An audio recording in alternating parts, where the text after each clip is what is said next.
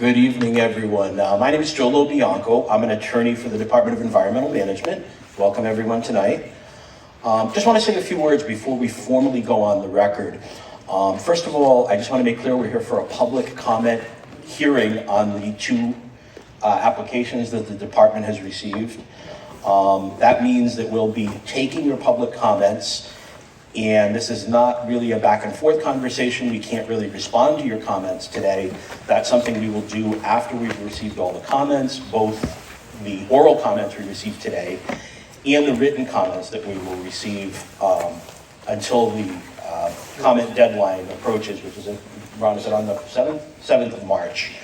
We need to collect all of the comments, have the agency's specialized staff review them, and then we will be releasing is it a response to comments document? So it's similar to a regulation hearing. Ron will cover all of this as soon as he goes on the record. I'd just like to put a few comments out there in advance so people know what to expect. Also very important, this young lady here is a stenographer, which means she's going to be writing down everything you say, which is how we create a record that we need to respond to in writing following the closure of the comment period. I say that just to make everyone aware that it's in your best interest to speak clearly into the microphone at the podium in the front of the room so that she can understand everything you say and take down all of your concerns. Another thing she asked me to inform you of is to please, when you approach the microphone, state and spell your name. It's important for us to know who made the comment, especially when it comes time to respond to them and put the response in writing. Lastly, I'll note that we already have 25 people signed up to speak tonight, so we're going to try to limit public comment to about 5 minutes per person. That would not in any way prevent you from also making a written comment after the fact. Again, the comment period is going to remain open until March 7, so you're welcome to submit public comments at any time before that date. With that, I think I'm done, and I'll turn you over to Ron. I don't know, Ron, do you want to go right on the record? Yes. Okay. So yes, I have a few opening remarks that will be part of the record. So I will begin. Good evening. Good evening. Today is Thursday, February 22nd, 2024. It is 6:05 p.m. My name is Ron Gagnon. I am the administrator for the Department of Environmental Management, Office of Customer and Technical Assistance. With me tonight is Joseph Lobianco, who is the Deputy Chief of the DEM Office of Legal Services. We are gathered at the Portsmouth High School today regarding a public comment hearing concerning the application of SouthCoast Wind LLC for a State of Rhode Island dredge permit that includes a State of Rhode Island water quality certification pursuant to Section 401 of the Federal Clean Water Act and in accordance with the rules and regulations for dredging and the management of dredge materials and the state water quality regulations. This hearing is being conducted under the authority of the Administrative Procedures Act, located under Chapter 42-35 of the General Laws of Rhode Island. In accordance with the Act's requirements, public notices of this hearing were published in the Providence Journal, the Portsmouth Times, the Secundit Times, and the Bristol Phoenix. Notice was also posted on the department's website. The purpose of this public comment hearing is to afford interested parties an opportunity to comment on the noted application. This hearing is not intended as a means of providing a forum for discussion, debating, arguing, or otherwise having any dialogue at this time with members of the department. Information on the application is available at the rear of the auditorium, and you may review the materials prior to making your comments. Please note that the DEM jurisdiction for this project is limited to the cable route in the state of Rhode Island waters. It does not include the wind farm, cables in federal waters, or the overland cable route through Portsmouth. The procedure we will use for those who wish to speak is as follows. If you have not done so, please register in the rear of the auditorium. I will call the speakers in the order of their registration. We will allow 5 minutes for each individual to make comments on the record. When your name is called, please come to the microphone and speak slowly, clearly, so that the stenographer can accurately transcribe your comments. We ask that you please respect the time limit so that all commenters may be heard. Written comments will also be accepted until 4 p.m. on March 7th, 2024. After the time has elapsed for the submission of written comments, the department will prepare a written response to all comments, and then we will complete the review process and issue the final determination. So now we can begin with the registered speakers. So the first speaker on the list is Chris Gadbois.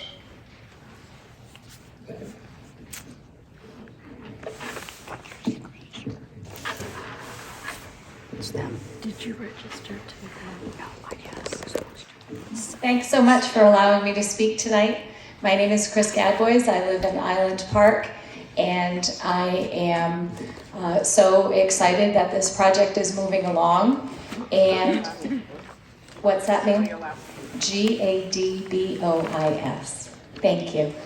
And we know that while the word dredging may sound scary to some of us who are not engineers and scientists, we also know that the practice of burying cables for transmission of energy is well established, and there are best practices established, and I think our only concern should be that those best practices are followed. Thanks for allowing me to speak tonight. Next person is David Booth.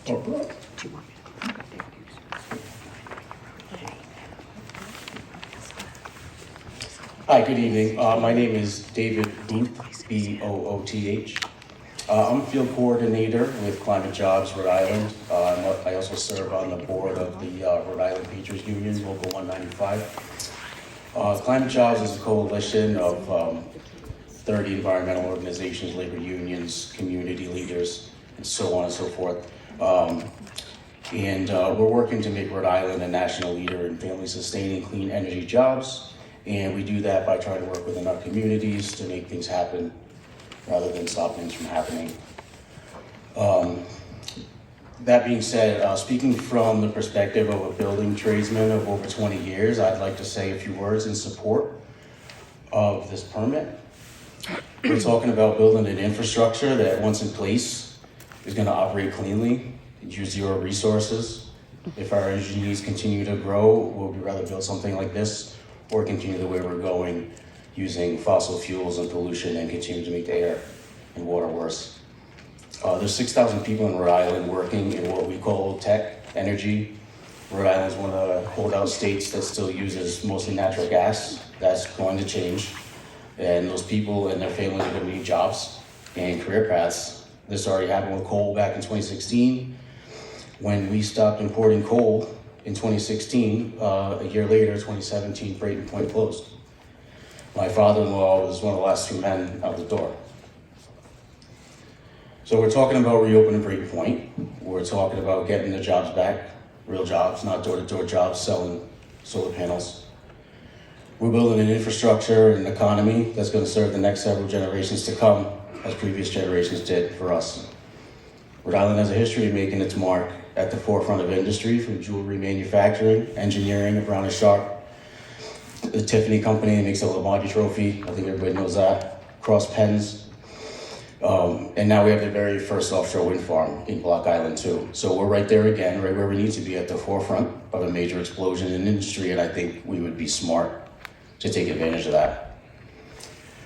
Every day, there's new ways of doing things that are better, cleaner, quieter, safer than the old ways.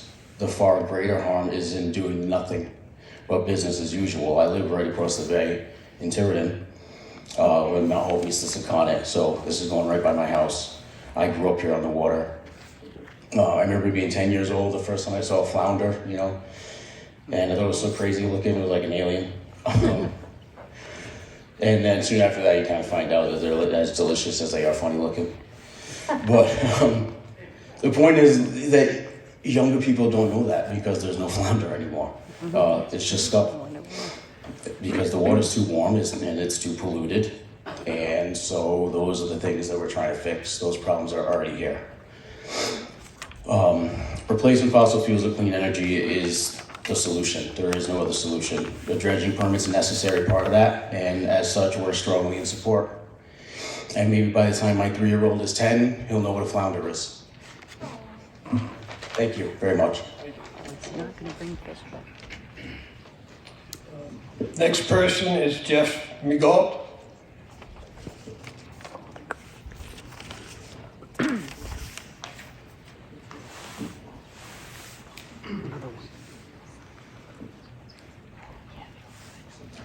Do you want me to spell that? Migneault.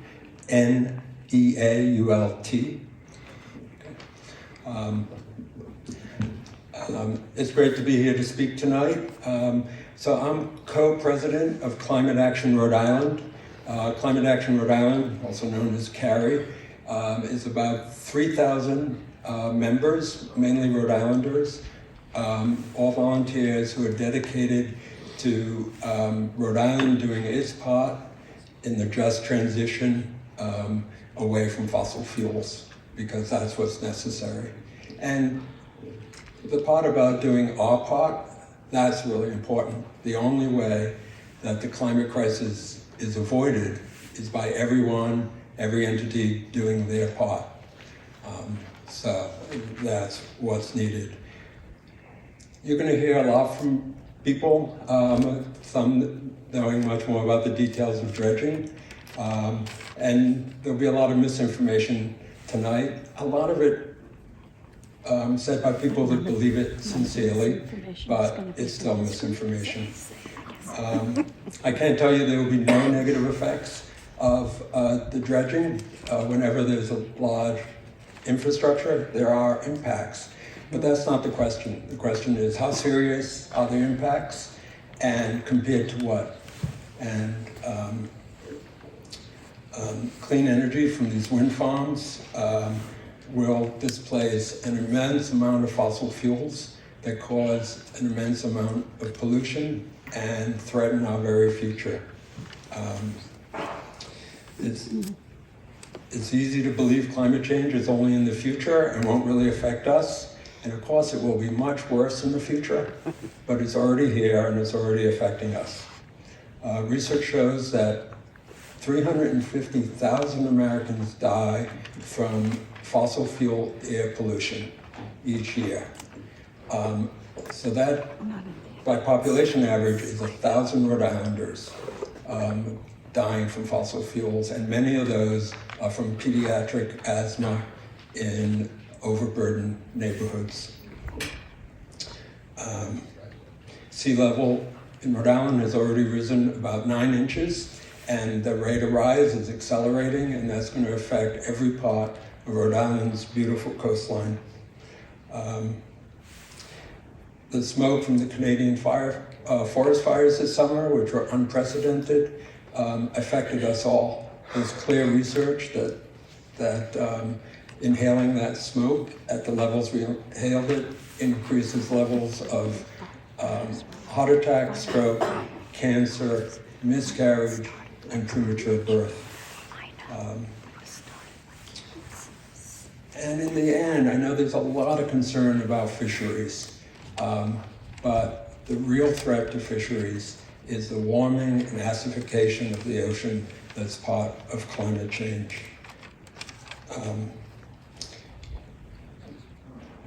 And I kind of feel like we should be almost embarrassed by how late we are to tap into our offshore wind resources. There are 6,000 wind turbines just off the coast of Europe, and there have been no large ecological effects of that. It's just not true. The UK alone produces 15,000 megawatts of offshore wind a year. Yesterday, 5 wind turbines came online in the Vineyard Wind and producing 68 megawatts. So 68 versus 15,000, that's how far behind. 68 is great, and it's a beginning. So we'll all be better off tapping this incredible clean energy resource. Our children will be better off, and the whole world will be better off. Thank you.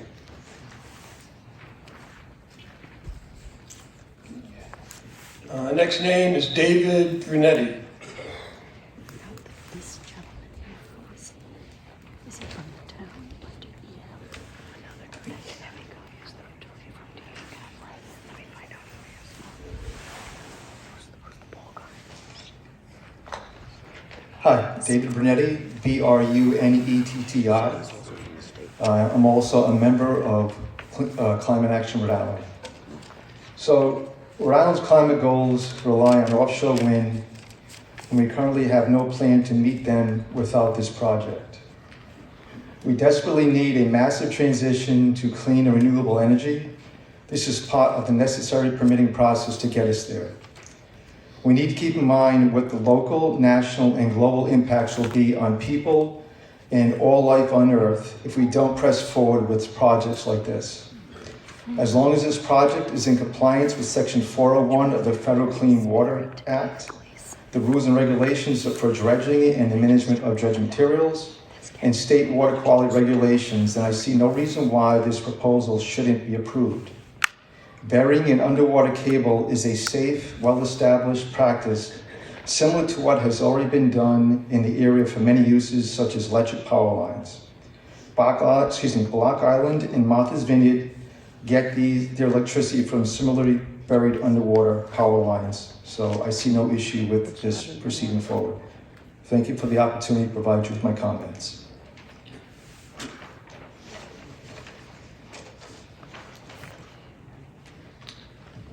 Next speaker is Sue Kelly. Hi, my name is Sue Kelly, Kelley, and I am also a volunteer with Carrie, and am always accused of being overly dramatic. It is true that we barrel forward with energy measures that only later demonstrate their destructive effects. No one hesitated with coal because it was cheap and kept us warm. No one told us that fracking would contaminate hundreds of millions of gallons of water, making it undrinkable forever. We couldn't imagine Fukushima either. While years from now we may learn that wind turbines cause damage that we currently don't imagine, but they will not equal the damage of nuclear energy, coal, or oil and gas. What is understood about wind turbine interface with ocean life, BOEM, the Bureau of Ocean Energy Management, makes an effort to address by working to mitigate dangers by, for instance, being careful not to place turbines in migratory flight paths. Yes, we always do damage, but right now, at this moment, we are standing on the precipice of an unlivable planet and seem relatively blasé about leaving our children an environmental hell. We dither and think we have forever to work towards saving our kids. We all know that to do our best to save the Earth, we must stop using and drilling and digging for fossil fuels. If we could stop fossil fuel consumption immediately, we would be taking sane protective action for our children. I adore our oceans too. I understand why people fight a technology that will possibly do minimal environmental harm to our beloved seas. We can and should demand that whatever environmental harm may be involved, that it be mitigated and addressed by the wind energy companies. We can check that they are doing what we demand. We can demand that they stay within the lines we set. But we cannot create a new planet for our children. Wind technology provides a renewable source of energy for all of us while doing limited harm to the environment. We must act. We must use every kind of renewable energy we can as quickly as we can. We must do all we can to leave fossil fuels in the ground. We have to. Our time to save our children and life on our green earth is extremely limited. We must allow wind energy development and implementation to proceed at the fastest pace possible. Right here, right now, the stakes are too high to do less.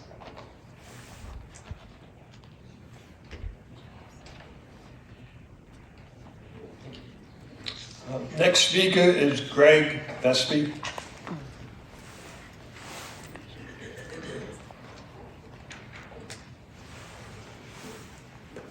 Thank you. My last name is Vespe, V-E-S-P-E.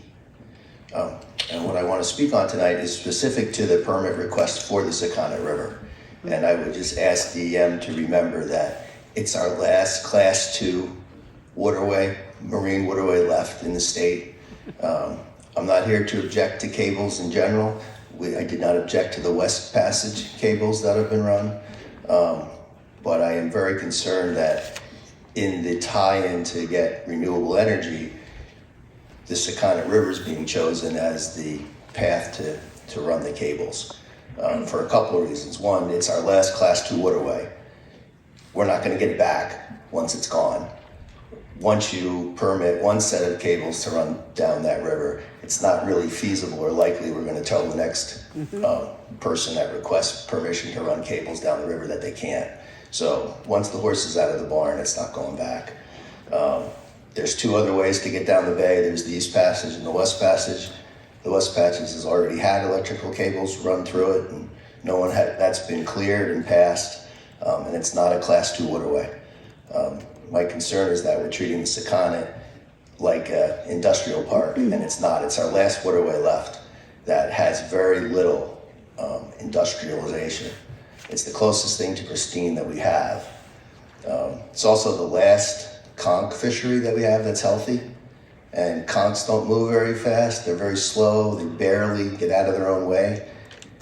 The dredge is going to bisect the river completely in half, 22 miles. And as our own DEM fisheries biologists have spoken, it's reasonable to consider that that population will be split in half permanently into an East and West Passage.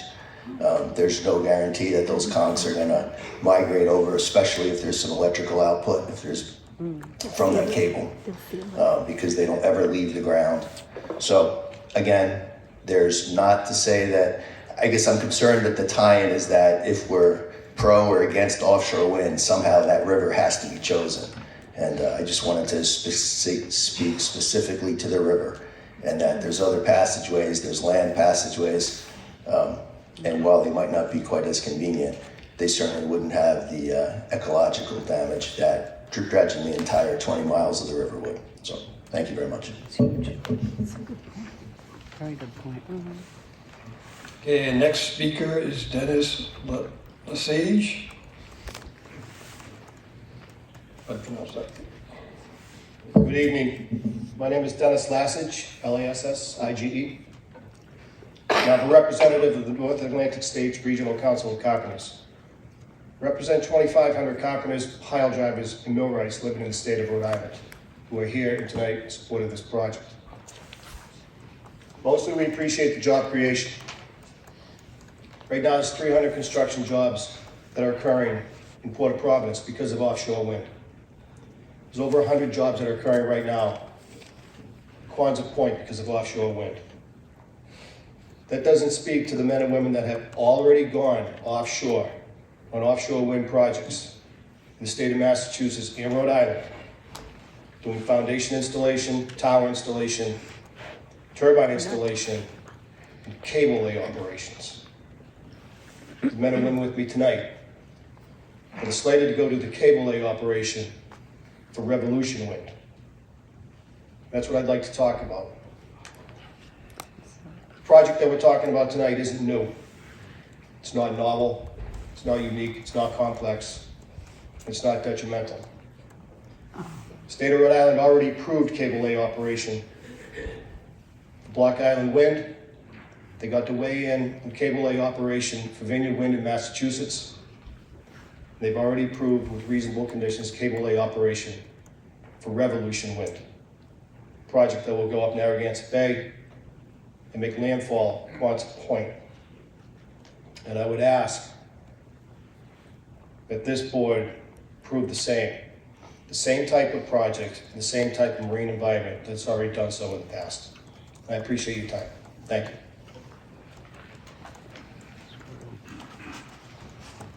you. Next speaker is Joe Gates. These people drinking. Green shirts. They're all wearing their green t-shirts. Exactly.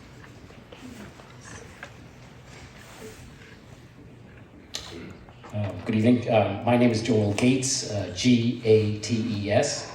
I'm from Gloucester, Rhode Island. I'm testifying in support of approving the dredge permit.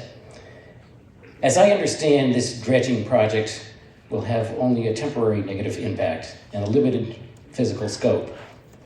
I am far more worried about the impact the climate crisis will have on our community if the deployment of offshore wind is slowed or stopped. Traveling to Portsmouth this evening reminded me of my excitement in seeing the Portsmouth Abbey turbine for the first time. That was almost 18 years ago when I celebrated the new turbine at the Abbey's open house with my 7-year-old daughter and other enthusiastic folks. I remember thinking that now that we have one turbine up and running, it will be a quick, easy path to the successful installation of wind power in Rhode Island and the whole country. The turbine just outside these doors followed a few years later. But Cape Wind, the offshore wind project of that same time, was met with powerful obstructionists. The project ended by succumbing to a slow, painful death. Fortunately, we now have a more robust, experienced, and educated offshore wind industry.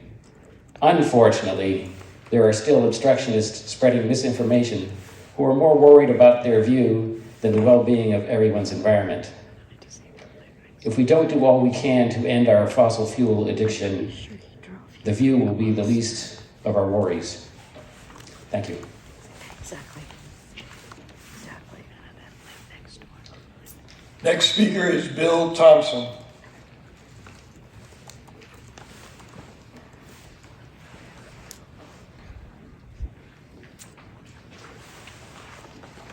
He has no green shirt. Maybe he didn't drink his green Bill Thompson, T-H-O-M-P-S-O-N. While reviewing Revolution Wind, CLMC inferred that they were essentially powerless to stop the project. That even if they had voted against granting ocean sand consistency, BOEM could overrule their objection and permit the project. In fact, that is not true, but it does convey the prevailing attitude that regardless of the numerous adverse impacts, no one has the power to stop the offshore wind developments planned for our coastal waters. Given the considerable political and financial forces at play, I'm wondering if DEM feels the same way, that with a little bit of practicable mitigation, permit approval is a foregone conclusion. So if DEM does determine that the proposed dredging would pose a substantial risk to public health and to the marine ecosystem, would DEM feel obligated to reject the permit request, and would they be willing to reject it? Thank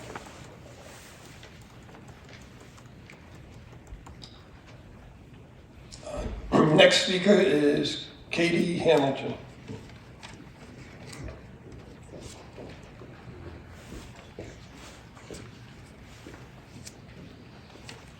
Hi, my name is Katie Hamilton, Hamilton. Thank you for being here.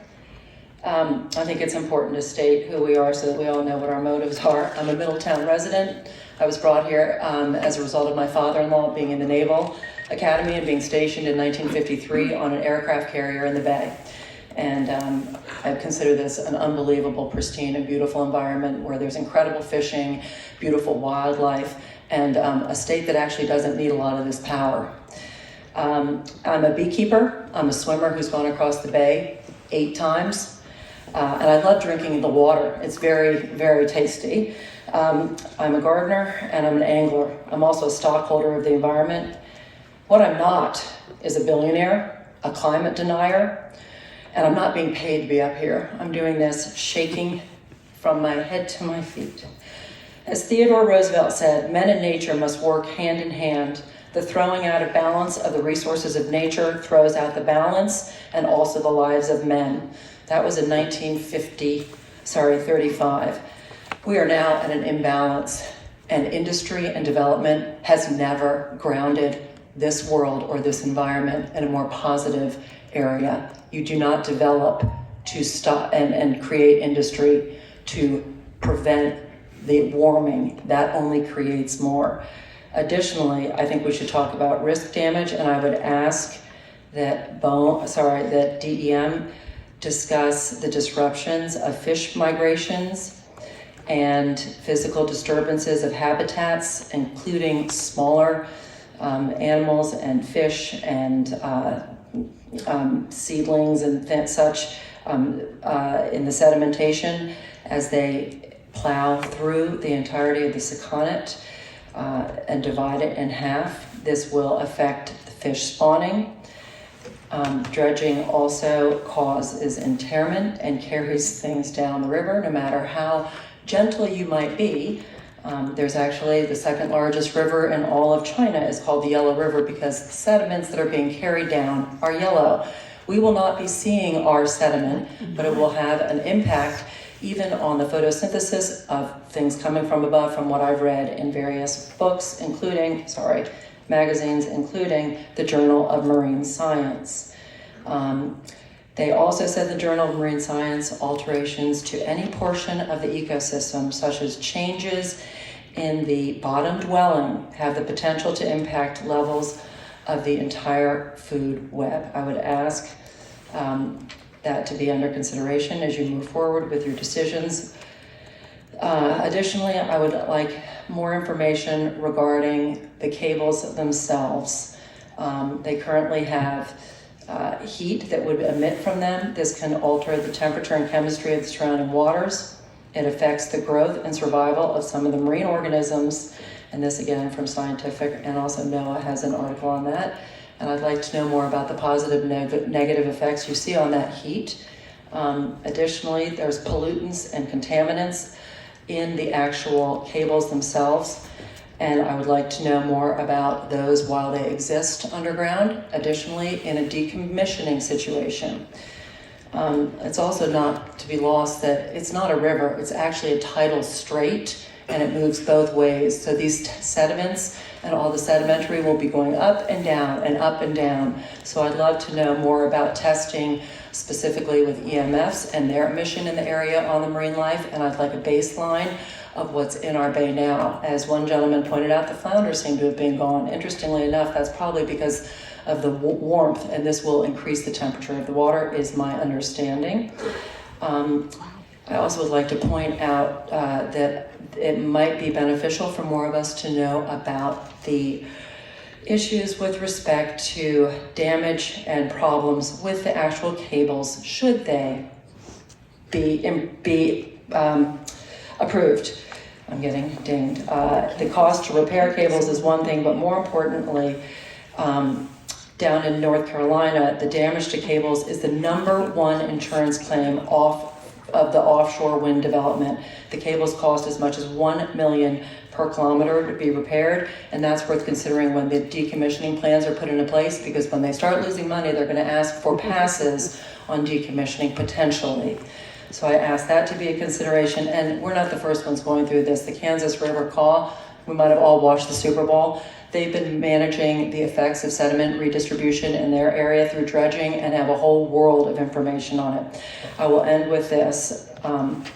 If the earth was an apartment, we wouldn't be getting our security deposit back. Stop building the apartments, stop building the roads, stop building. Turn your lights off, do anything you can. Development will not save us.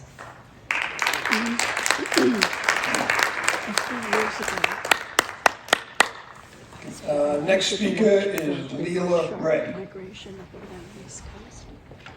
And you've heard of the Atlantic shark and sharks. They're the most famous in the world. White sharks.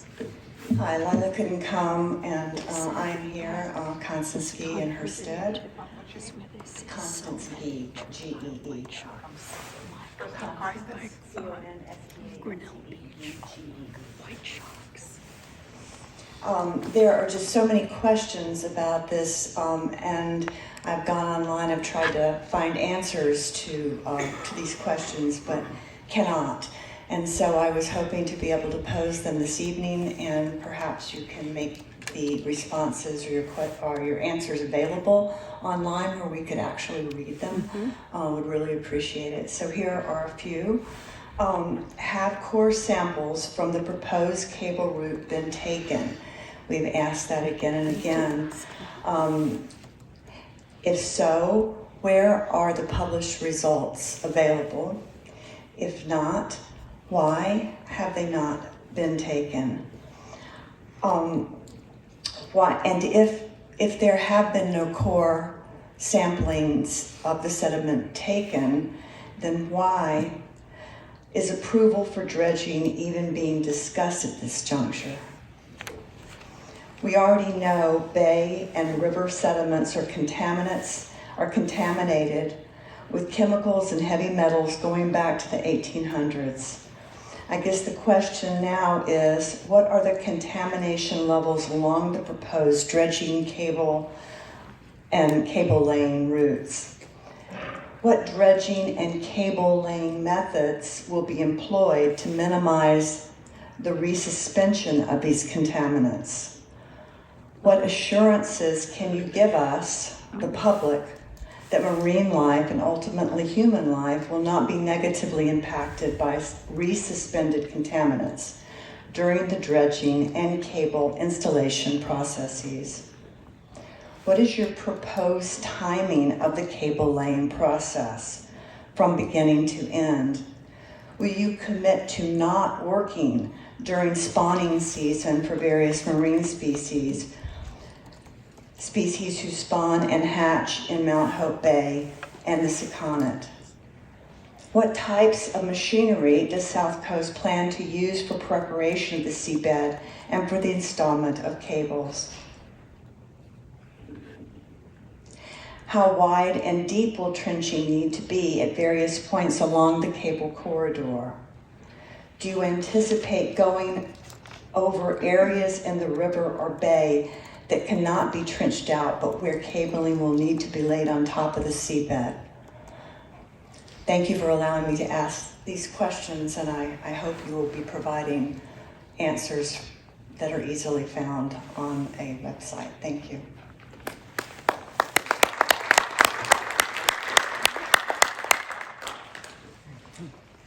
Next speaker is Kyle Kosek.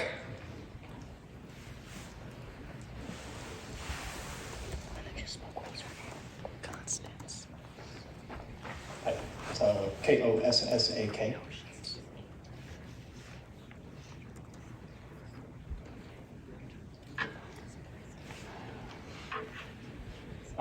So I'm a Portsmouth native, and I also have 2 engineering degrees and a decade's experience in the design of naval undersea systems as a federal engineer.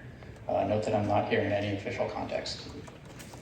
I have spent nearly my whole life in and around the Sakonnet. On weekends year-round, you can find me in a kayak picking up trash along its shores. Trust me when I say that I care deeply about it.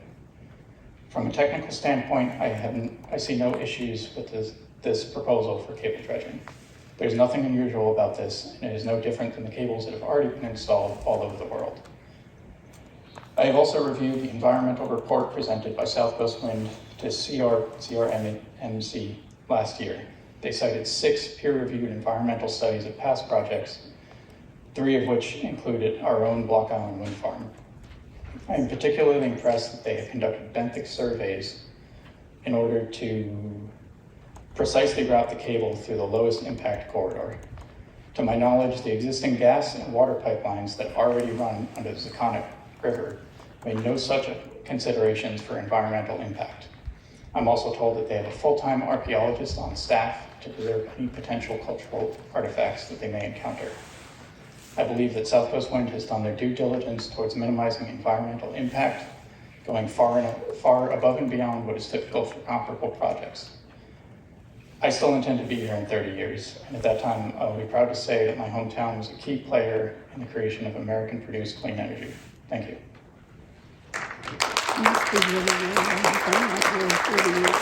I'm not here in 30 years, too.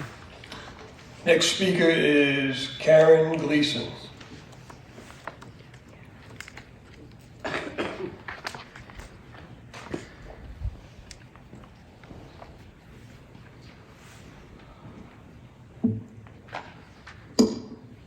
Thank you. It's Karen with a K, Gleason, Gleason.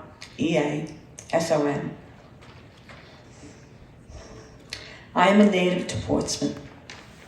I have never lived anywhere else, and I'm truly vested in this community.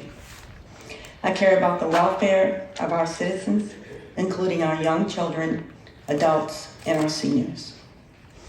Portsmouth citizens in recent months have had our issues with our own local government. We lack trust in recent decisions that have been made on key issues.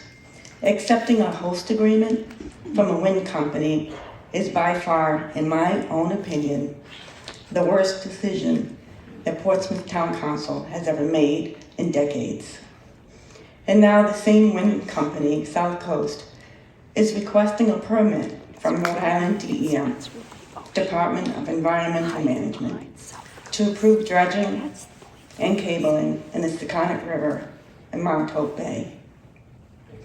Note that the cabling will include 2 sets of cable bundles, each carrying 345,000 volts.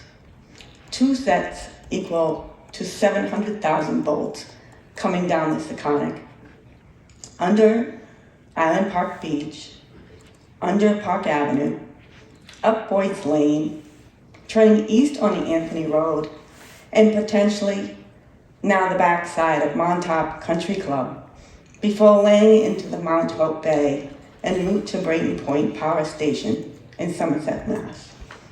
Just think about that, 700,000 volts. Tonight, I express deep concern allowing 700,000 voltage cables in the outer continental ocean, Rhode Island Sound, Secana River, and Island Park Beach. I, like many others here tonight, have read, studied, researched cabling, EMFs, turbine installation, oils, and other chemicals used to keep the turbine spinning. The worst, I'm very concerned with the sulfur hexafluoride. Forever chemicals that stay in our atmosphere, and certainly the types that you don't ever want to be exposed to. Just like the turbines, the cables need continual maintenance, checking for leaks, cracks, damage, resurfacing, etc. And let's not fool ourselves. There's potential for cable cyber attacks from others that may want to shut down our grid, or should I say the Massachusetts grid. I think I told you China did it to Taiwan 27 times in 5 years. Sorry. Oh my God. Rhode Island DEM, you have a very important decision to make after March 7th. What you may or may not know, just like the Portsmouth Town Council, your agency, too, have let us down. You have failed us by not enforcing your own requirements for the large property that sits directly across the street from the Island Park Beach, adjacent to Park Avenue and Boyd's Lane, where the proposed cable will run near.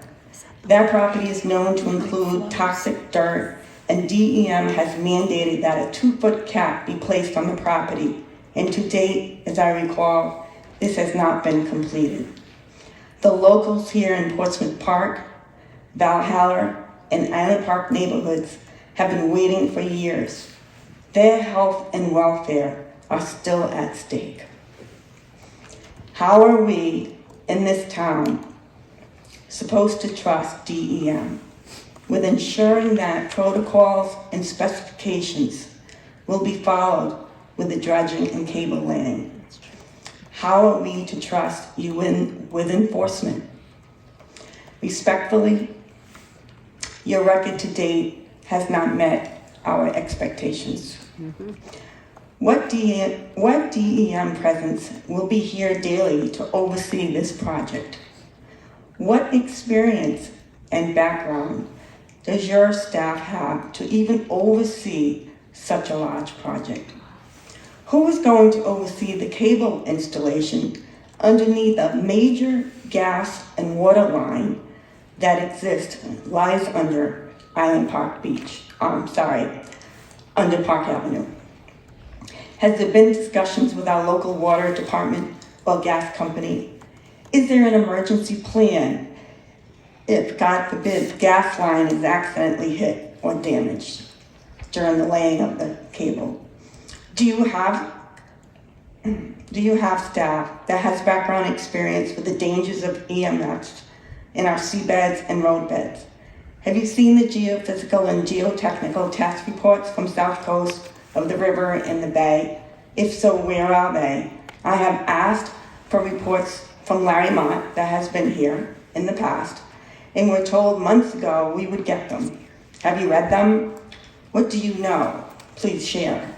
Do you have concerns with the sediments being disturbed? What are the impacts of the sediments being disturbed in our waters on the sea life, on future use of the beach, and how about our fishing industry? DEM, you are aware that the Secundit River is class 1 and 2 waters, one of the cleaner bodies of water in the area. Will the rating change after installation? Will it be better or worse? Please let me finish.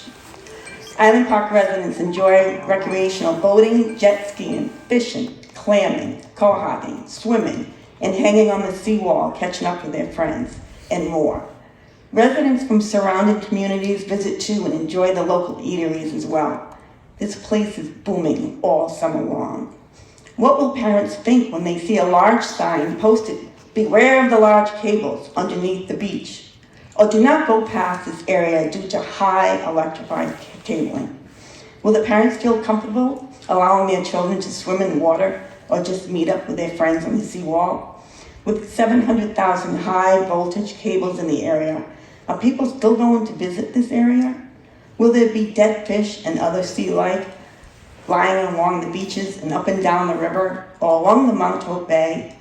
Do we want this to really happen? If so, who's responsible to clean up the beaches or all along the coastal properties? Will there be an uptick in leukemia in young children who play on the beach or swim in the water? Are you aware of any increases of medical conditions due to environmental exposures to high voltage cables? I know the wind company says cables are covered and buried, but I'm not comforted with this, as I believe we are not fully protected from EMFs just because they may be buried. I personally will avoid driving on Boys Lane, that area of Park Avenue, and the area of the beach. It will be difficult to avoid Anthony Road, but I will. DEM, I am asking that you do not let us down again. Please resolve the situation with that property I mentioned earlier, but also use your moral compass and allow it to help guide you when making the right decision by protecting our people, our river, and bay. Please do not approve an application request from South Coast or any other wind company that's going to come before your agency. The risk and dangers of this overwhelming project are too high. The cost is too high as well. Wrapping up? I got one last line. Thank you. This is the time where we all need to find some bravery, not be afraid, become united and stand up together. We need to protect ourselves. Stand up, DEM, please, for us. I guarantee you will sleep better at night if DEM can just say no. You're not just saying no for the people here in the audience or the people that live in this town. Your decision will also impact you and your families as well. And as far as the wind turbine that exists 500 feet, 500 yards behind this high school, the 25 families that live near that windmill still suffer today. Migraines, lack of sleep, flickers. So, just cautioning you, please think of the ill effects from the whole project. Thank you. Thank you.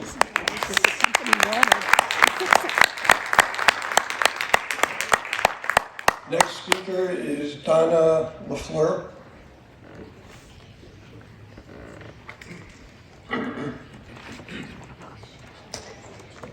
Hello, my name is Donna LaFleur, L-A-F-L-E-U-R, from Portsmouth, Rhode Island, Island Park. Okay, so, to the members of the Rhode Island DEM, I would like to express my deep opposition to the wind turbine project that wants to bring a high voltage cable down the Secana River and land on the beach in Island Park, where I have been a resident my entire life since 1959. Please do not tell us that we cannot talk about the birds, the whales, the fish, the fishing grounds, or the fishermen, because you cannot have a functioning wind turbine out in the ocean without the cable to hook it up to power, and vice versa. They are all relative. So are all the intended and unintended consequences that are sure to follow. This wind turbine project is wrong on so many levels, from whale, bird, fish migrations, to the fishermen's livelihoods being disrupted and impacted to the point that will be forced out of business. The state of Rhode Island government officials are supposed to be held to a higher standard to protect the interests of Rhode Island taxpayers and its territories, waterways, and other natural resources. It is very concerning that this company and others like it have been able to throw their money around and influence local and state agencies. We are being sold out. I cannot speak on all the topics, so I'll leave it to others. My biggest concern is the one that is literally hits home where I live. The river, the Secana River, our beach, our town, our fishing, our shellfish beds. If you look at the water, just the water, it's clean. The river brings life to all the surrounding ponds and coves and estuaries where beautiful clean water runs in and out with the tide. The fish are back, and even in Mount Hope Bay is thriving with fish once again. However, there's a very dirty past hidden just below the surface of the bay and the riverbed. My family always had boats, so we would occasionally take a ride up past Brayton Point to go see the Bay of Maine, located near the Barger Bridge. And I never forgot how dirty the water was. It truly looked like root beer in the wake of the transom. Of course, we never swam or fished in that water. It was polluted beyond belief. The water is clean now, but it took decades going back to the 70s due to the efforts of organizations like Save the Bay, who fought hard to stop the pollution and still do to this day. Going back to the 1800s, in the Industrial Revolution, there was so much contamination dumped into the Upper Bay, both the Narragansett Bay and the Mount Hope Bay. The water was literally dark brown. The Brayton Point power plant was one of the filthy 5. It was the filthiest one. It polluted the air, but it also polluted the water. Along with many other industrial companies, jewelry, silverware, textile manufacturers, ships, oil tankers, tank farms, sewage plants, all contributed to it. They put tons upon tons of toxic waste into the water, and all that poison now rests in the sediment below the surface of the bay and the riverbeds. It is called legacy sediment, and that time has no bearing on it. It does not disappear, it just stays there. The toxic metals should remain there for eternity. 1 minute. Well, I got more to say. I'm sorry. The toxic metals, I'm here. I've been working on this for 3 days. I should be on vacation this week. I'm here. Yeah, You're but gonna if I listen. may, and I'm not going to cut you off, I'm going to let you continue, and we'll stop the clock. I just want to say... Because you don't want to hear what I'm saying, because you know it's right. Yeah. Shouldn't have my time. Okay, that's fine. Thank you. The only thing I want to say for everybody's sake is we want to be fair to everyone. We want to allow everyone to be heard tonight. There are, I think, about 30-something people that signed up, but I want to be fair to the last person who signed up and not make him have to wait until 10 o'clock tonight.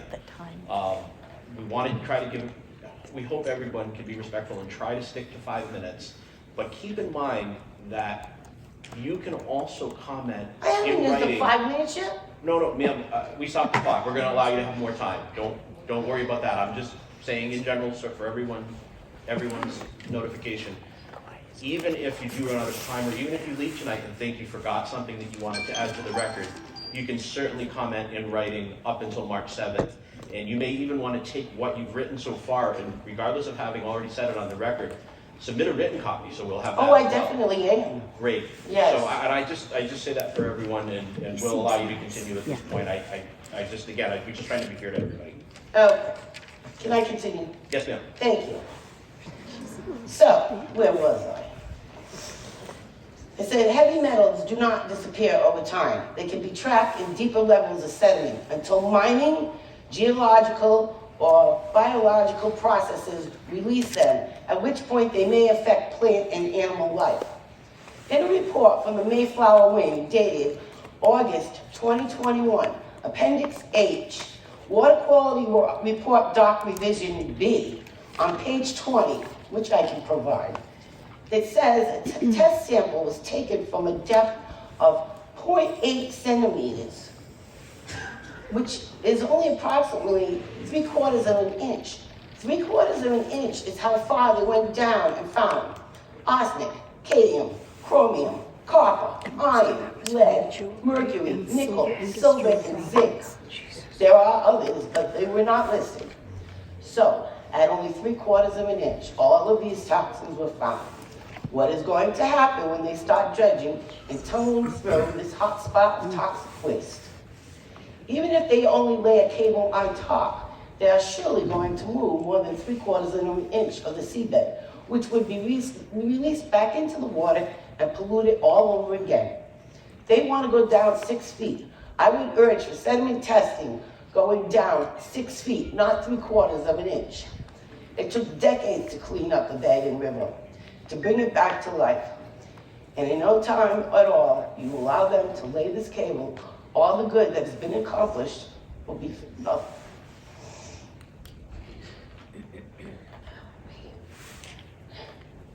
It is scary.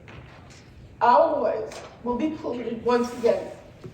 I cannot believe that even this is being considered, knowing full well that this could lead to an environmental disaster.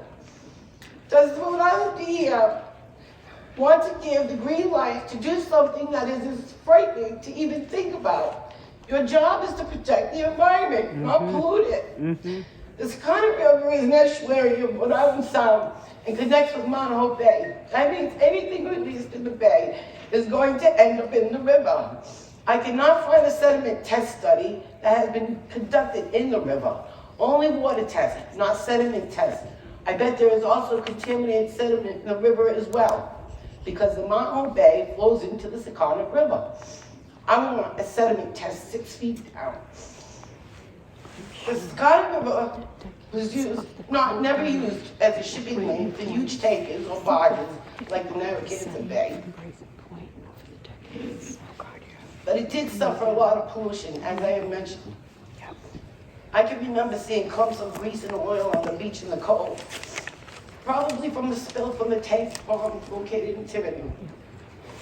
We also had sewage pollute Hassel Cove, and it polluted the entire front beach in Island Park. Till this day, you cannot shellfish there. All of the residents of Rhode Island who have cesspools or older septic systems within 200 feet of the water had to install new septic systems and replace cesspools My mother had to do it, even though her cesspool was not even close to the water, but it must have been within 200 feet. So she had to do it. Ordinary taxpaying citizens, most of whom really cannot afford to upgrade the systems, had to comply to the DEM, so they did. They didn't have a choice. All to protect these waters. It has been remediated, and I see the water is now so much cleaner. But now you would let SouthCoast come in and pollute our waters all over again. How could you? We do still have shellfish bathing in the cove, oyster beds, blue shell crabs. I've even seen bay scallops coming back into the cove. If they pollute the cove, myself and many residents of Island Park are going to be outraged. It would be devastating. The bay, the river, they all mix together. West Fork, Falmouth were chosen, but because they have shellfish beds and the residents didn't want the project affecting their environment, that's it. They didn't have to do it. The residents of Island Park don't want it affecting their environment as well. In a letter on December 1st from the CRMC of Rhode Island stated on page 9 that the entire river has been designated as an inshore juvenile cod habitat area of particular concern. It goes on to say that the adverse impacts of the Secana River must be avoided, and it must result in may result in significant long-term cumulative impacts to the stock. It also says, and I quote, therefore Mayflower Wind, now known as SouthCoast, should provide an alternative to the proposed Secana River cable route to minimize the impacts of the project on complex habitat within the Secana River, in particular the Atlantic codfish, as described above. An alternative should be considered by Mayflower Wind for inclusion with the CRMC state permit application and its complete avoidance of the Secana River, given that there is a potential for significant impacts for marine habitat. In another letter from NOAA dated on April 18, 2023, on page 4, they wrote, "We appreciate the consideration of the land-based alternative for the export cable corridor, and we consider this to be the environmentally preferred alternative for the export cable route. Avoid the Secana River through a land-based cable route would reduce impacts to the aquatic resources, including important estuarine habitats designated for HAPC for juvenile Atlantic cod." So can someone tell me why CRMC agreed to continue this, knowing that SouthCoast is yet to obtain any funding for these projects? Also, why didn't they meet with the residents of Portsmouth as well, so they could talk about the Atlantic cod? All of this is starting to stink really bad, and it isn't the fish. I know you are all under a great deal of pressure to do this from the White House on down, but that doesn't make it right. As of last week, I read many of these companies are pulling the plug on these projects because of the funding and all the controversy and lack of supply chains. I would highly recommend the Rhode Island DEM do its job and protect Rhode Island interests in the name of the taxpayers that pay your salaries. Do your job, leave the sediment in the seabed, and never touch it. Keep our waterways clean. I'm done. I guess I'm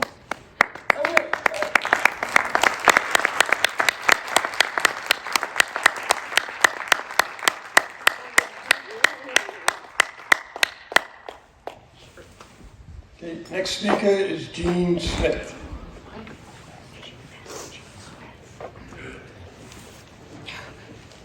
Jeannie, Jeanne Smith. I'm from Island Park. Mine is short and sweet. Many people have come up here tonight because they want to save the planet. We want to save the planet too. SouthCoast has said, going through the Secana River, it's the cheapest route. There are other routes they can take to save the planet, save our community, because our community is part of the planet. Thank you. Amen.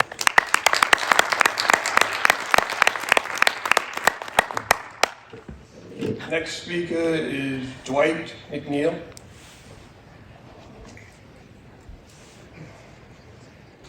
My name is Dwight McNeil, McNeill. I live about 100 yards from the Seconic River, and I think it is the most beautiful river I've ever seen. I sail there, my children and my grandchildren have swam there as well. Over the last month, we've had 2 very serious storms in that area around Fogland Point, which have literally decimated that area. So the idea of climate change coming home right here was very obvious to me. I think we have to make trade-offs about our desire to have a beautiful waterway with the need to make a very, very important transformation to renewable energy. I don't think there's any doubt that we have to do that. I believe that the regulatory agencies from the feds down to the state have done a very comprehensive job in eliciting inquiry from people, setting goals, and being demanding. However, regulation also slows things down terribly, as do special interest groups, of which there are many. We can't slow this down anymore. We have to proceed to have wind energy. Thank you for your time.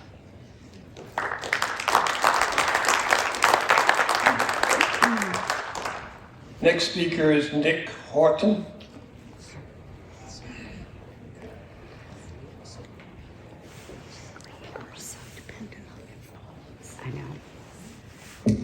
Hi, thank you. My name is Nick Horton. I'm from Providence, Rhode Island. I'm here as a member of Climate Action Rhode Island in support of this proposal. I ask you to help us stop global warming, help us make Rhode Island energy independent, not dependent on foreign oil. What frightens me more than any uncertainties in this project is the uncertainty of what will happen to Rhode Island and the whole world if we don't expand renewable energy. According to a Princeton study, to fully decarbonize our energy in the US, we would need wind and solar spanning up to 590,000 square kilometers, roughly equal to the landmass of Connecticut, Illinois, Indiana, Kentucky, Massachusetts, Ohio, Rhode Island, and Tennessee put together. This gives us a sense of the scale of the challenge we are dealing with. We need projects like this one to survive. Each project like this one. So I ask, if we don't allow this project to move forward, what are people's other ideas? People in Portsmouth, like the rest of Rhode Island, produce about 9.7 metric tons of carbon per year, in comparison to the average globally of only 4. If we don't build this project, how will Rhode Islanders reduce your carbon footprint? Those of you who are opposed to development of this type, will you stop driving your cars, flying in planes, running air conditioning? We also must look at this application to bury this cable in context. The Seconic Harbor was created by dredging. The project was expanded in 1957 when the Corps constructed a 400-foot-long extension to the breakwater and dredged the harbor to the depth of 8 feet. The total area dredged was 13 acres. In 1954, the Algonquin natural gas pipeline was buried across the Seconic. Just last month, Enbridge submitted an application to replace this pipe with a pipe twice as wide. I'm curious if there's as much concern about that application as there is this. We must compare the disturbances from this project to the damage from fossil fuels. The fossil fuels we all rely on are disruptive and pollute in other places. Petroleum refineries that kill people along Cancer Alley in Louisiana, fracking that poisons water in Pennsylvania, pipelines that destroy habitats like tundra in Alaska. If we don't make space for renewable energies in our backyards, we are forcing it into the backyards of others. Thank you.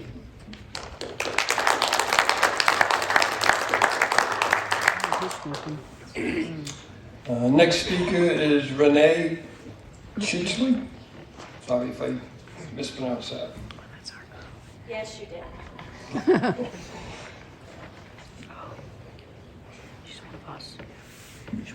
Hi, Renee Critchley, Critchley.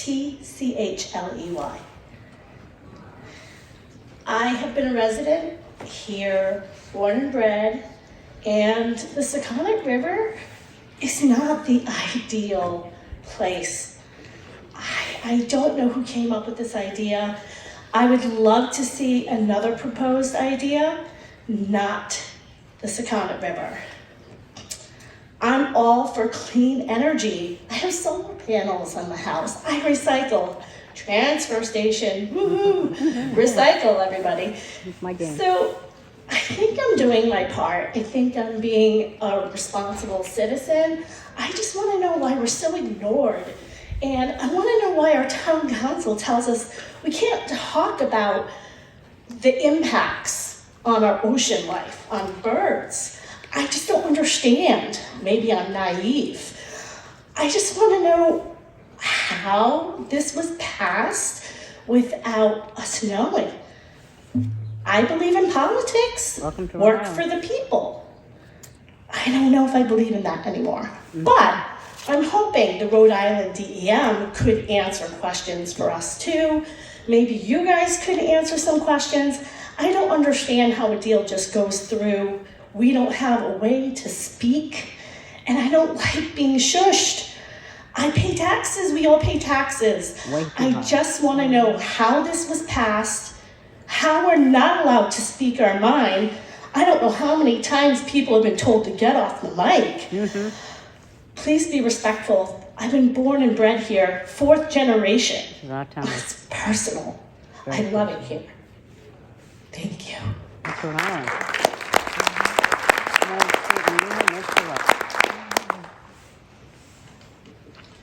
Next speaker is Pat Walsh.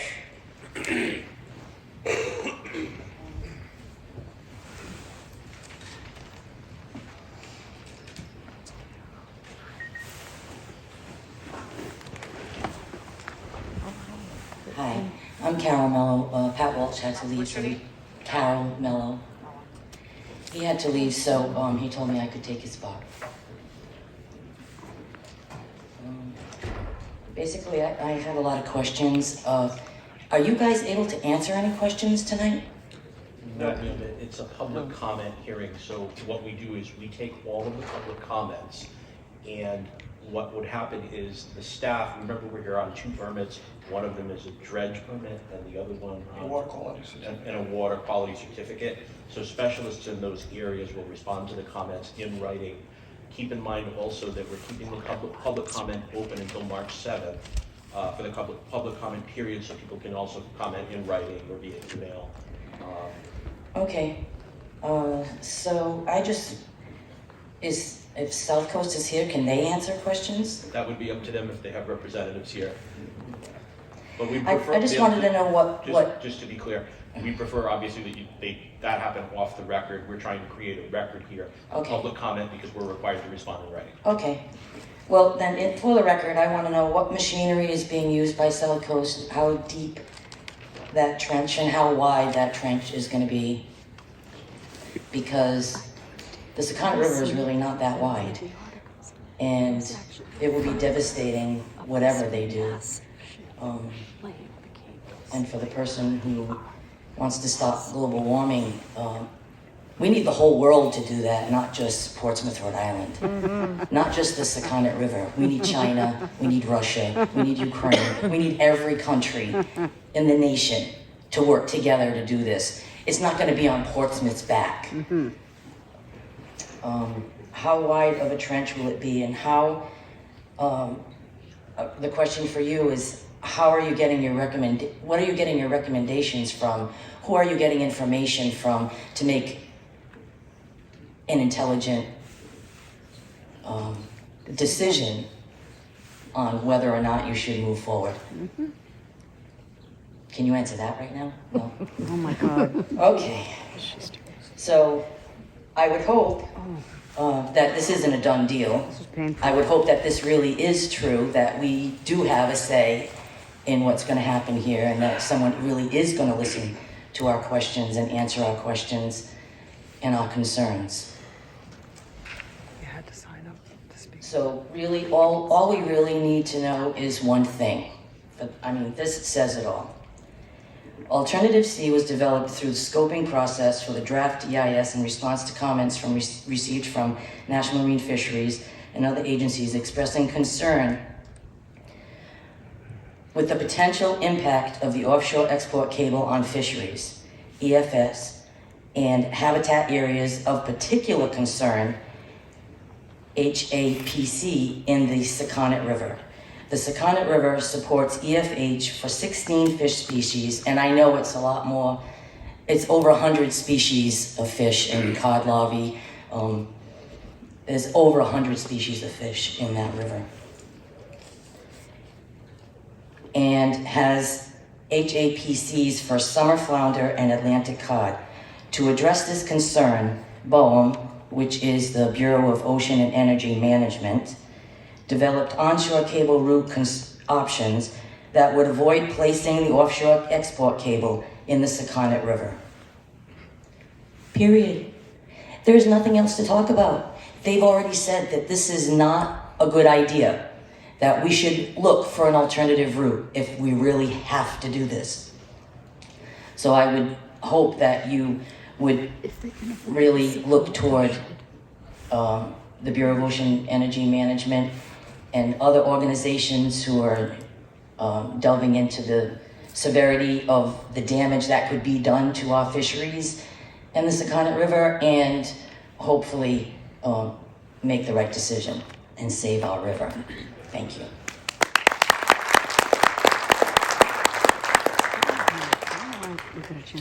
Next speaker is Mike Jabaro. The dog in the window. Good evening, Mike Jarbo, Jarbeau, and I'm here tonight representing Save the Bay. Save the Bay supports the responsible development of offshore wind and seeks to ensure that construction and operations prioritize protection of the bay and its natural systems at all times. Climate change is not a future problem, as some have mentioned. It's a current problem. It is here, and it is affecting Narragansett Bay. Offshore wind is an important part of transitioning away from fossil fuels. We have conducted an initial review of the dredge permit and water quality cert.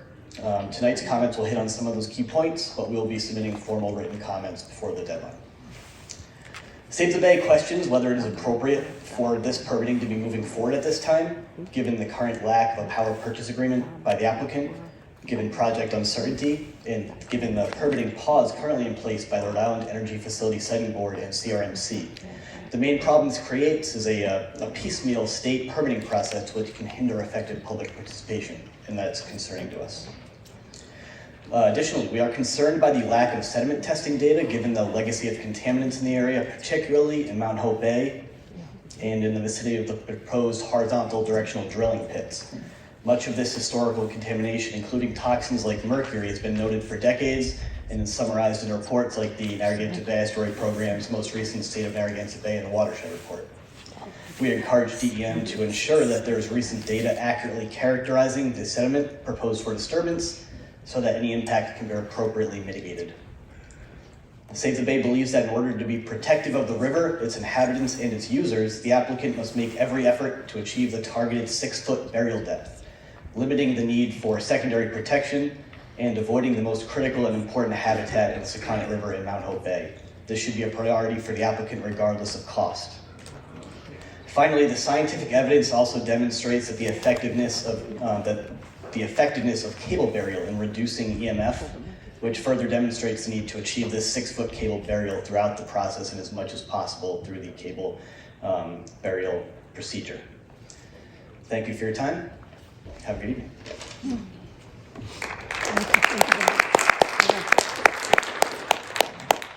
Next speaker is Ed Allen.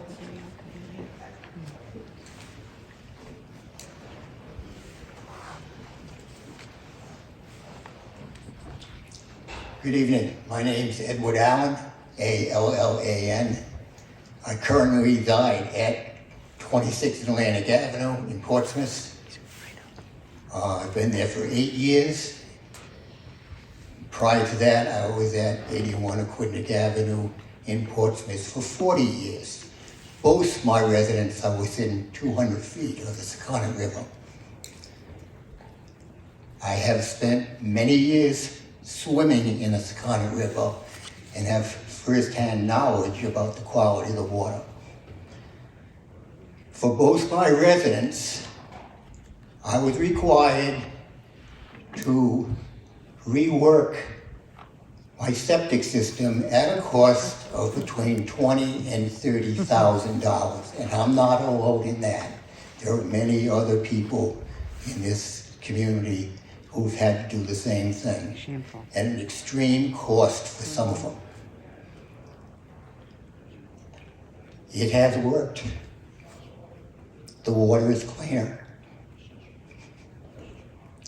I don't know if after a project like this, it would still be cleaner.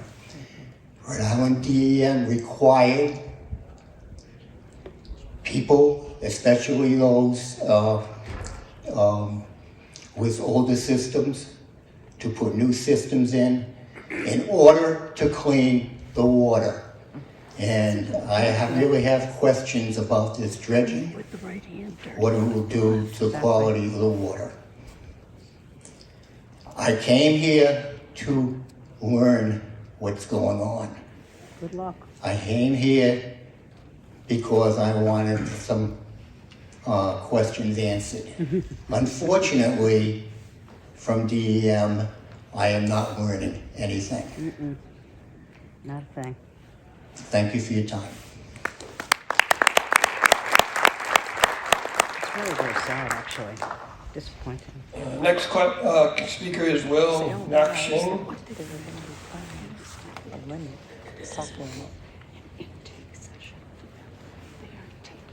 Green chair.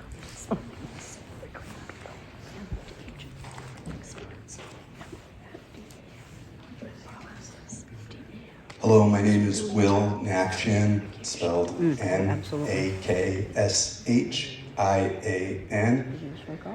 I'm a resident of Cumberland.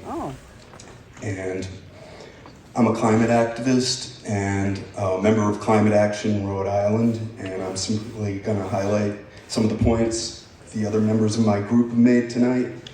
The only way to solve the climate crisis is to end the use of fossil fuels as rapidly as possible. And creating new renewable energy infrastructure is the only path forward.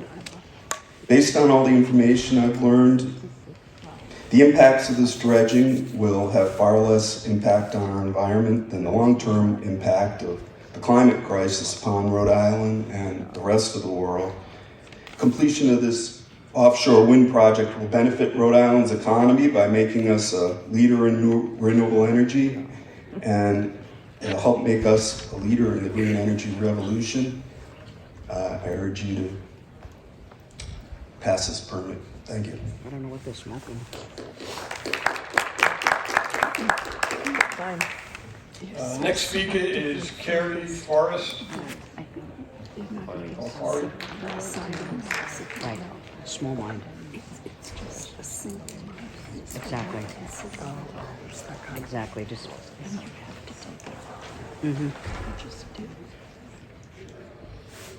Hi, my name is Corey Wheeler Forrest, COREYWHEELER FORREST. I'm a fourth generation Portsmouth resident. I'm a fish dealer and have been a commercial fisherman out of Secana Point for nearly 30 years.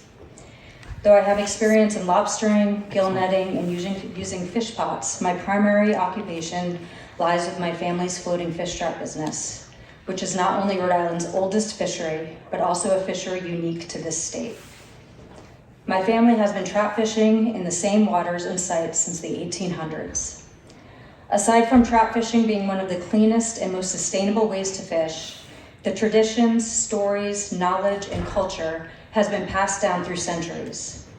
This speaks volumes about our fishery's long-term sustainability and how Rhode Island's fisheries are managed. Regarding SouthCoast Wind's application to dredge the Secana River in Mount Hope Bay, NOAA, in its comments to BOEM, expressed their preferred land-based alternative to avoid the Secana River to reduce the impact on aquatic resources and designated habitat areas of particular concern.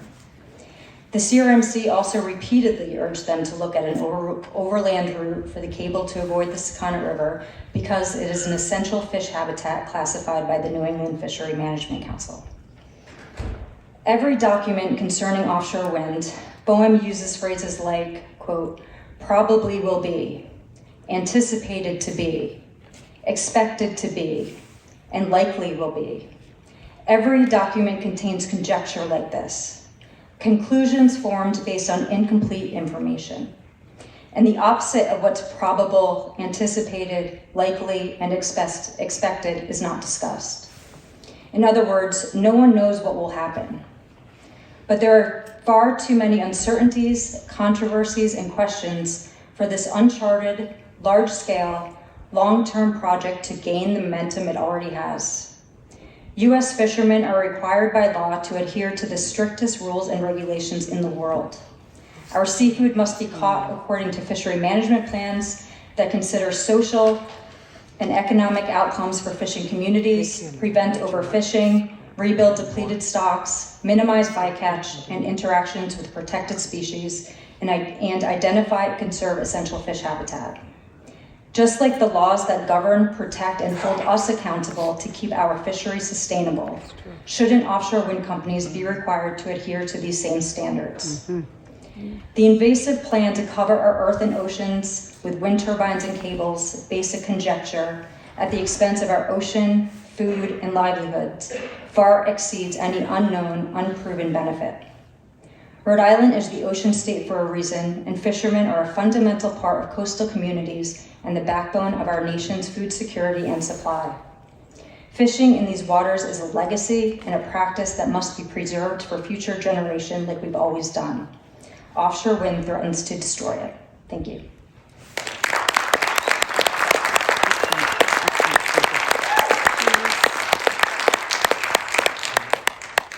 Next speaker is Abigail Brown.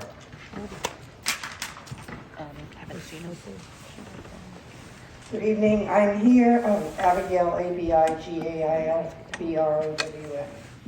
I'm here tonight representing the town of Portsmouth Harbor Commission.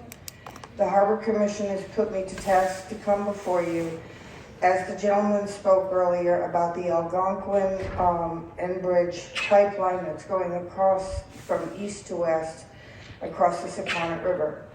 The Harbor Commission would like to ask you to please tell us how long or how deep your pipeline is going to coincide the pipeline that's going to be put in now. I missed what you said, how deep your pipeline is going to interact with the pipeline that's going across the Sakonnet River, starting, I believe, next week. Thank you.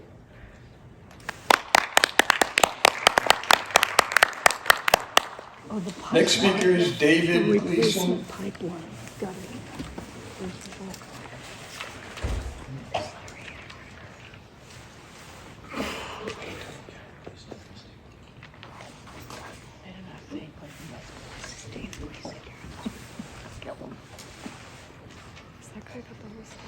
Good evening, David Gleason, Portsmouth, Rhode Island. At the start of the meeting, I introduced myself to Mr. Gagnon and, sorry if I messed up your last name, Lobianco, excuse me, and asked exactly what people have asked tonight. Will there be any questions answered? I was told this is just an information session. I understand that. And also there is some information out in the hallway. Just for the record, I did look for that information. There is no information provided by DEM at this meeting tonight. I believe the information you referred to is probably from SouthCoast Wind. So ultimately, I think a lot of people hope that the end result of giving testimony and asking questions, of which I will also do, we will get some information from Rhode Island DEM.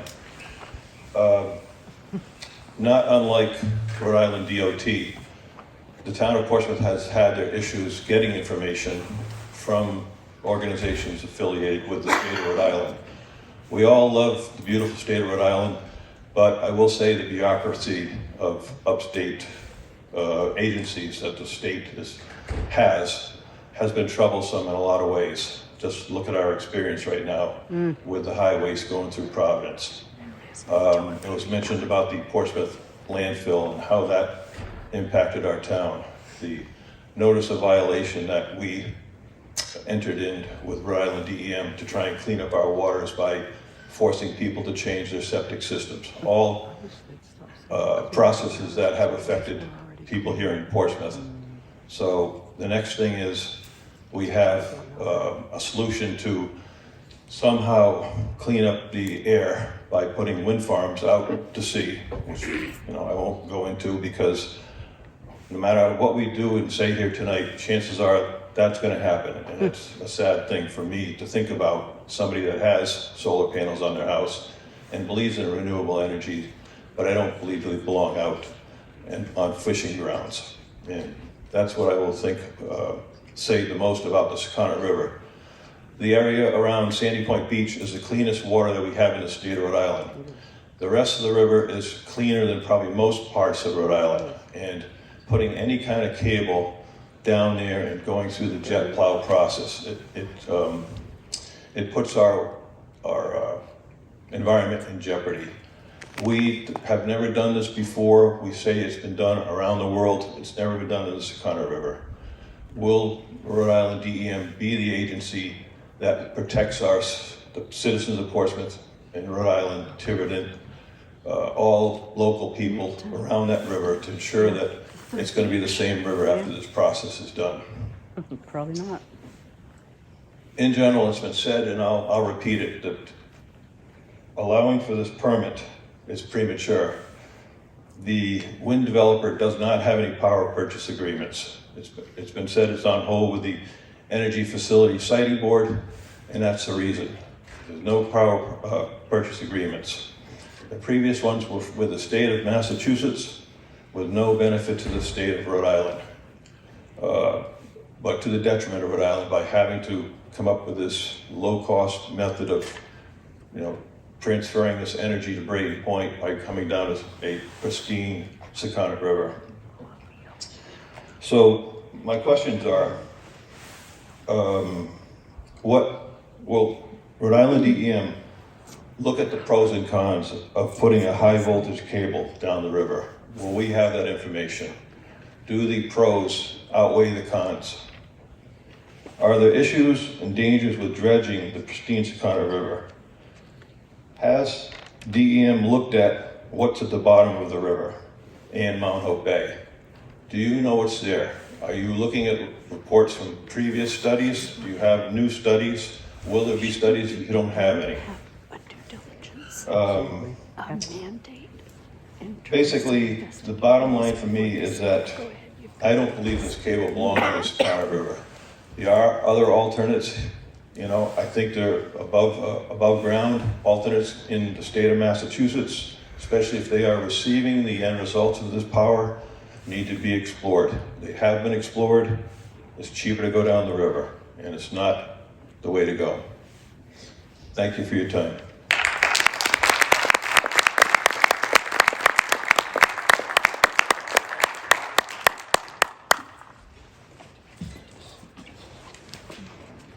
Next speaker, Sam Rose.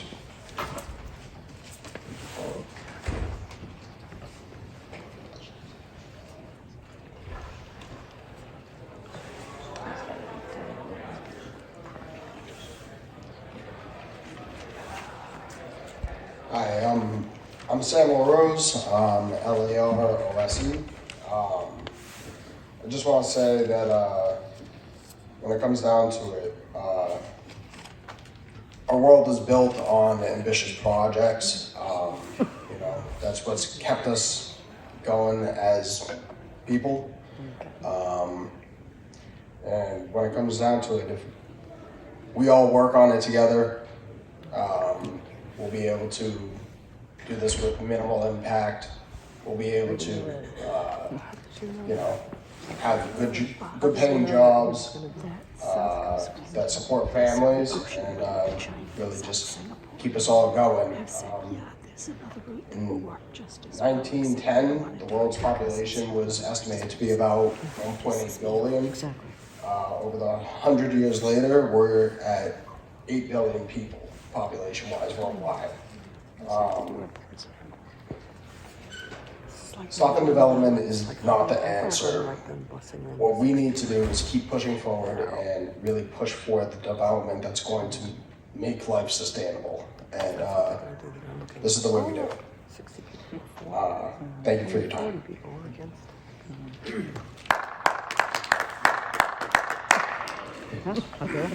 Next speaker is Rich Tully.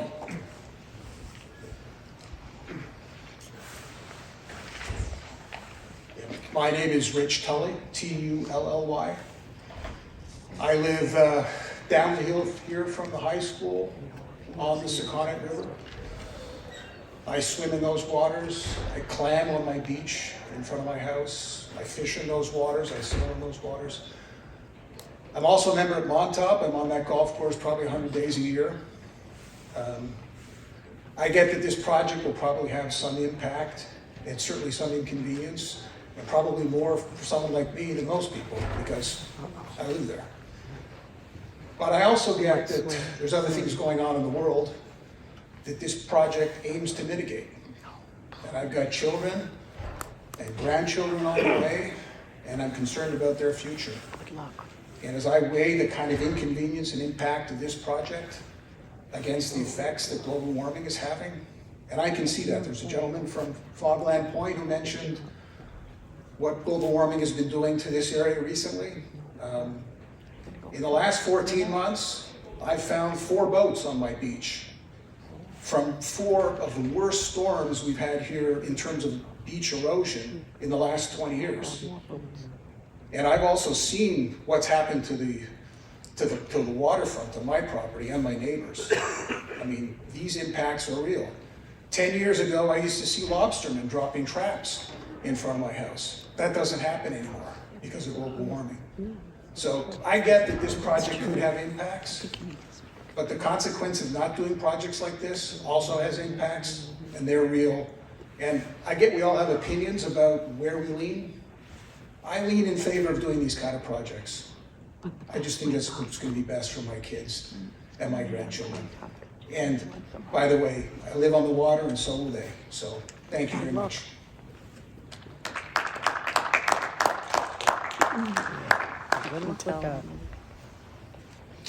Next speaker is Fred, and I believe it's Souza, but I could be mispronouncing it.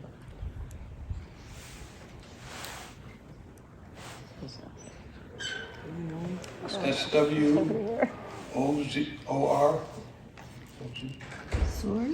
Soars? Fred Soars? Fred. Anybody? Probably any Fred? We'll go on to the next name, James Murray. You can get on.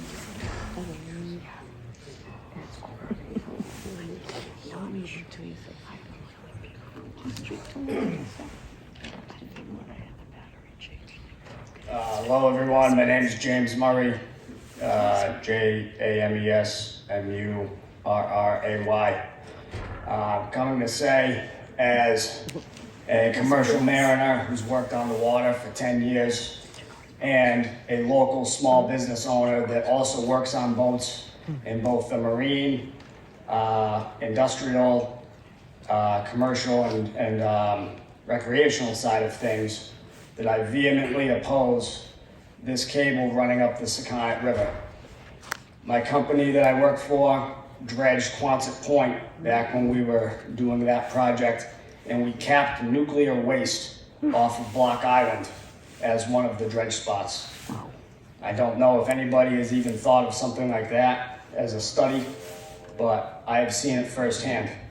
As someone who's also on Secaunet River almost every day, vote both for work and for pleasure, I know that while we may not be able to stop the wind farms from happening, while it's going to benefit Massachusetts, you as Rhode Island DEM can stop the cables from coming into Rhode Island waters, period.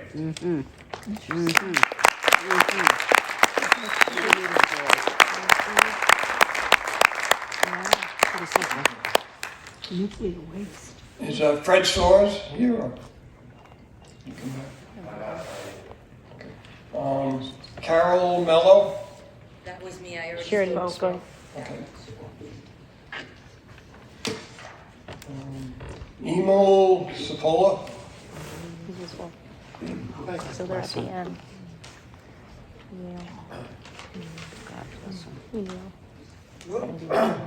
I just came from another meeting, so I apologize if the points I'm making have already been said.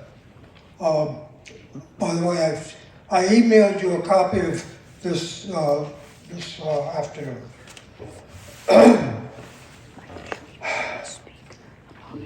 I guess I'll start by giving the point. DEM is responsible for Rhode Island waters and soil. That's their area of jurisdiction. All the wind towers, and there are eight blocks of about 1,000 towers each, and I know most of you know this data. That's under the jurisdiction of the federal government. So we have, in Rhode Island, have no authority or responsibility to say whether or not the sites are proper. While there are a lot of important issues regarding the impact of mammals, fishing, construction, installation, operation, and end of life of these towers, and they're going to fall someday. That's not the issue in front of the DEM, correct?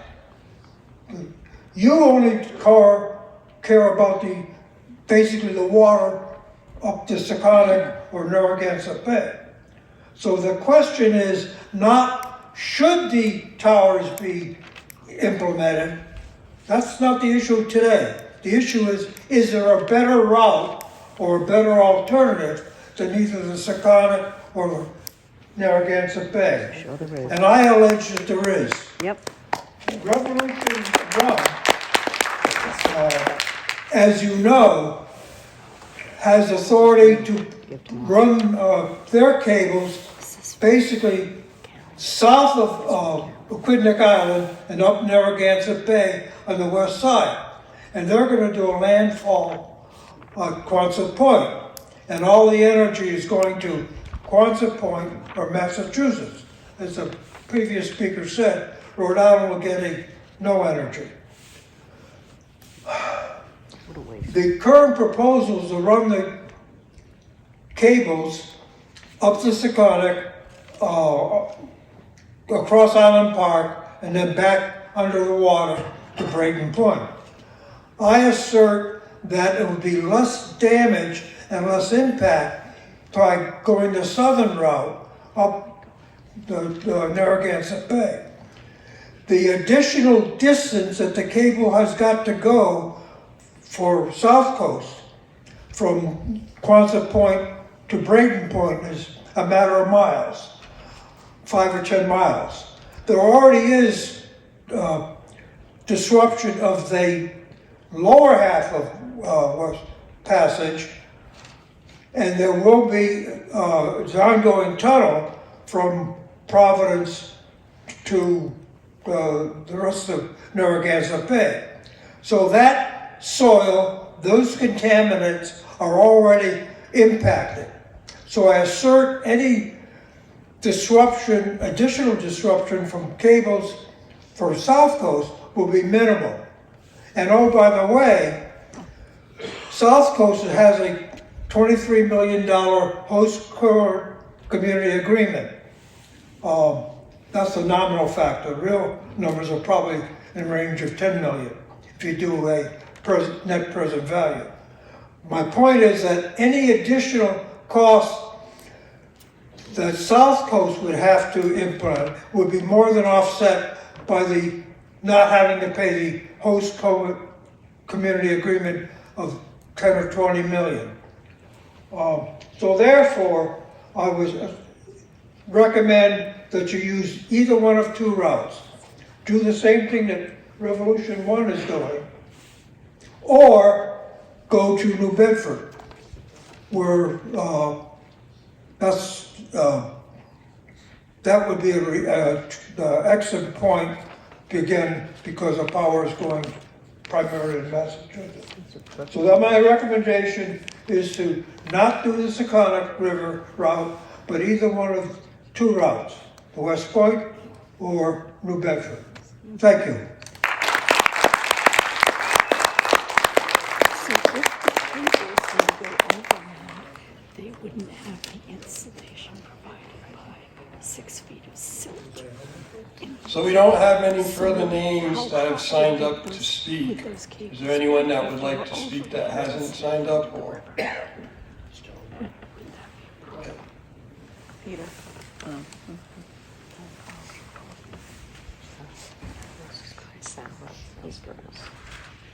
My name is Sal Carceller, C-A-R-C-E-L-L-E-R. And I will state that I'm not for putting the cable up the Seconic for a lot of the reasons you heard, so I'm not going to reiterate those. But I am going to say that tonight you mentioned that this is about the DEM and the responsibility of DEM and protecting our waterway. So I'd like to pose a question to the DEM. Would we be here if this electrical cable was being supplied electricity from a nuclear power plant? Would we be here if this was a pipe to carry oil? And I like to ask, Can't answer anything. does it matter? Does it really matter? What is your job at the DEM? Is your job to concern yourself whether it's a clean energy project, or a dirty energy project? The reality is it's our river we're talking about. It's the impact to the river. It should not matter whether that electrical cable is going to carry a wind farm power or a nuclear power plant. Now, I like to pose that none of us know what comes down the road. It is very possible that 20 years from now we will have fission, a reality, and that cable could be used for something else. And it will be used for something else. We also hear about oil and how it's bad, and sure it's bad, but I'm going to tell you something I think I've learned in my near 60 years here. As long as there is oil beneath our feet, it will be extracted. So while I agree that maybe oil is the problem, you know when the problem goes away? When all the oil goes away. So I just asked the DEM to please do not pass judgment on whether or not you're going to put that cable in that river because it's a feel-good project. Because tomorrow, that cable could be used for something else. And the precedent will be set that we could put a different type of cable in there, something to carry oil or gas. Now, my background's electrical. I've never really heard of too many projects of 300,000 plus volts. This isn't just volts AC. This is volts DC. I ask, I know there's some in the world. How many have been run down a narrow river like that of 300,000 plus in two lines? I actually feel with just from my electrical background, you may laugh at me, but a gas line in that river is actually safer than that electrical line. Because a gas line only presents a threat to us if it leaks. An electrical line leaks every single time. Once you turn those electrons on, it is leaking. There is nothing you can do to stop that leak. So I ask again to the DEM, please do not pass judgment on a river because everybody thinks it's a feel-good project. I think your job is to judge, is dredging a pit in that river worthwhile, regardless of what you're going to put in the pit. Thank you.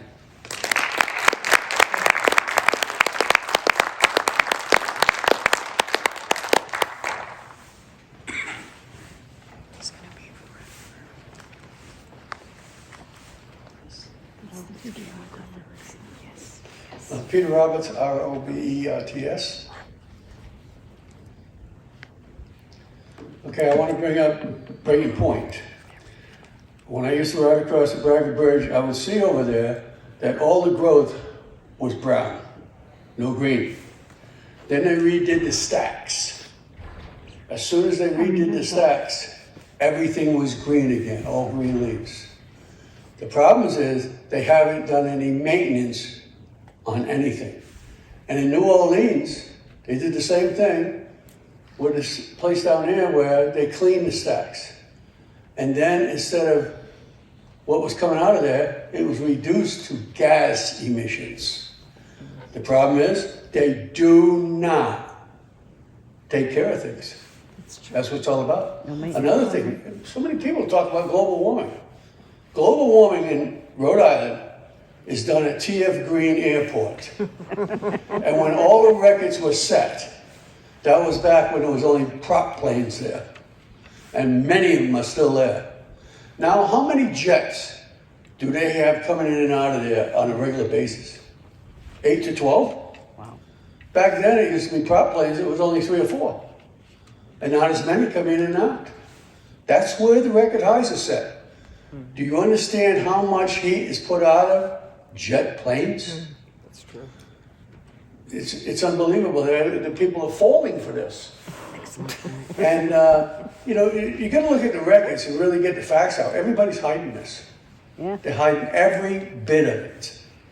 And on land, if our government helped everybody get solar panels, you would cut down a lot of this. You cut it over in half. This is not being brought up. This is what you really need to look into. They are hiding all this. They don't talk about it. And lately, most of the global warming has been in the 40s. Let's go out to the western side of the country. The storms, dust storms, that was back in the 30s. Those records have not been broken. So all this has been here for a long time. They're all using this to get what they want, and most of the people are such big idiots, they don't get it.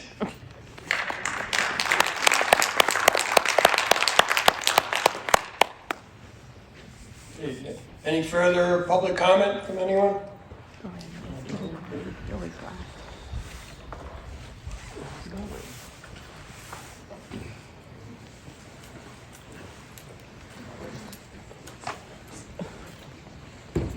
My name is Ken Mulder, M-U-L-D-E-R. I'm a resident here in Portsmouth. Grew up here, moved away for a while, came back home. I've heard a lot of people say tonight that the river is a pristine environment. I'm sorry, folks, it's not. It hasn't been since prior to the Industrial Revolution. The pollutants that were put into our waterways, starting in the 1800s, are still there. It's not pristine. It is cleaner than it has ever been in my lifetime of 50 years. And running a cable up that river is going to disturb all of that sediment and release a lot of those pollutants into our waterways once again. I sat in this auditorium a month ago when they passed the host agreement. The question was asked of Orsted, had they done core samples? They said no. They were planning on it, but they had not done it. We do not know what is there. Shameful. We know we have PCBs from the Navy on the other side of the island. We know we have heavy metals. We know we have mercury. We know we have tons and tons of contaminants that, I'm sorry, yes, global warming, whether you believe it or not, I don't care. We should all want the environment to be as clean as possible. That's number one. That starts at home. Dredging this river is not going to help global warming. It is not going to help any of the situations. The only thing it can possibly do, if those contaminants are there, are destroy what we have tried to put back to the way it's supposed to be for the last 40, 50, 60, 70 years. There was an overland route going through Massachusetts. This was cheaper. And a lot of communities in Mass said no. So this is the way that they want to go. But they could afford to cancel their contract and pay a multi-million-dollar fine. Well, they could have used that money for a better route than destroying our waterways. Thank you very much.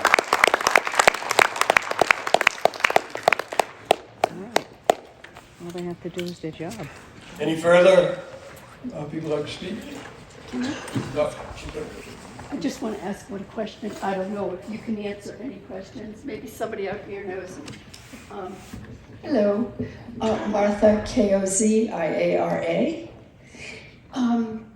Who is responsible for ensuring that Ocean Wind, which is the primary, SouthCoast Wind is the junior partner in this, but who or what entity is responsible for holding their feet to the fire, making sure that they comply with all environmental mandates? Is there an entity? Does DEM do that, or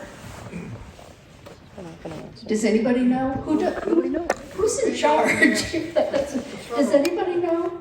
Yes, The sir. federal, when they issue the license for the block. I'm not going to be able to hear you if you want on the record. She can't hear you, sir. It's the feds. So as you say, sir, that there's some federal entity that would be the overseer of this, ensuring that they follow And whatever. the contractor says they will do best effort. Yeah, well, that could There's mean. no guarantee for a surety bond or What kind of bond? It's very difficult to hear. And so we have to stick to the person who's giving the comments, but I the just comments are on the record and we will have to respond when we. Yeah, I'm just wondering if in fact there is an entity that oversees all of this. What if they decide, what if the Ocean Wind or SouthCoast Wind decides that they just, for whatever reason, financial, whatever, they don't feel like doing it a particular way? I know that a month ago when we were here at that meeting, as it was explained to us, basically Portsmouth signed away its rights. Is that right, Mr. Gleason? Portsmouth signed away their rights to complain or take umbrage with or contest any of the factors involved in that agreement. So if they're not going to be held accountable, then why would they do what they're supposed to do? Yeah. So if you don't mind, would you put that down?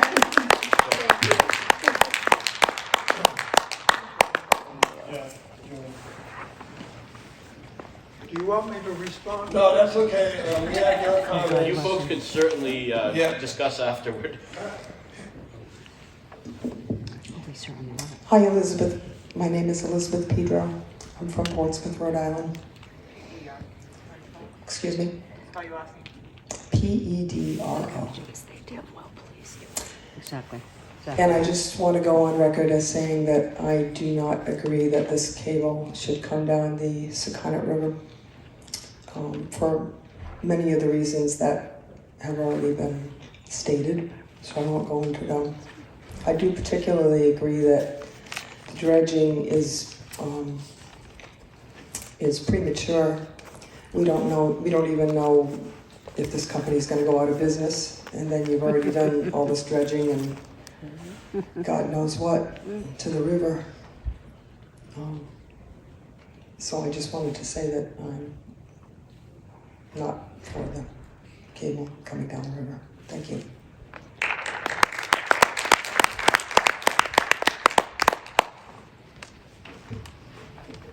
Is there any further people who haven't spoken yet? Sorry, sir, we have one person who hasn't spoken yet.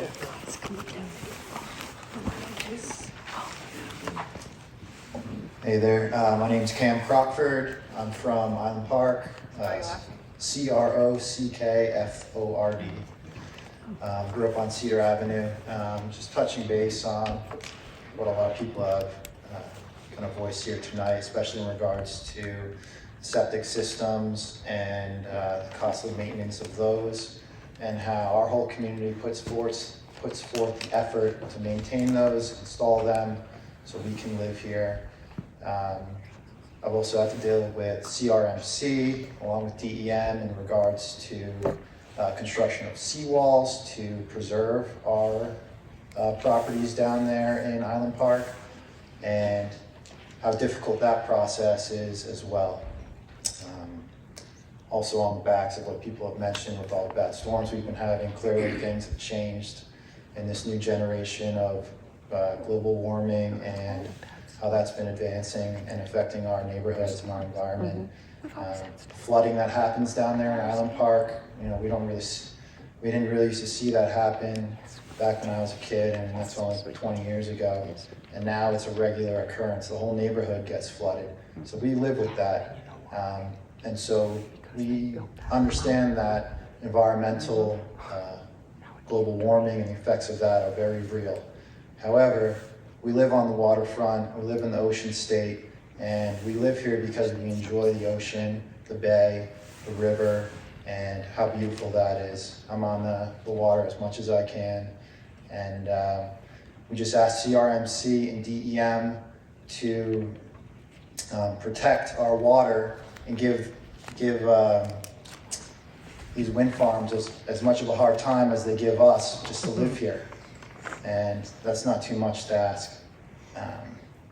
And with these wind farms pulling the wool over everyone's eyes with this greenwashing, saying how great it's going to be, they don't have to live here. They don't have to deal with the effects of digging up Boyd's Lane and Anthony Road. Probably that construction is going to go on for God knows how long, and then ripping up our bay. And we just hope DEM can put as much work and effort in to protecting our water and giving them a hard time as much as they give our local residents a hard time. Awesome. For good reasons. Interesting. Thank you.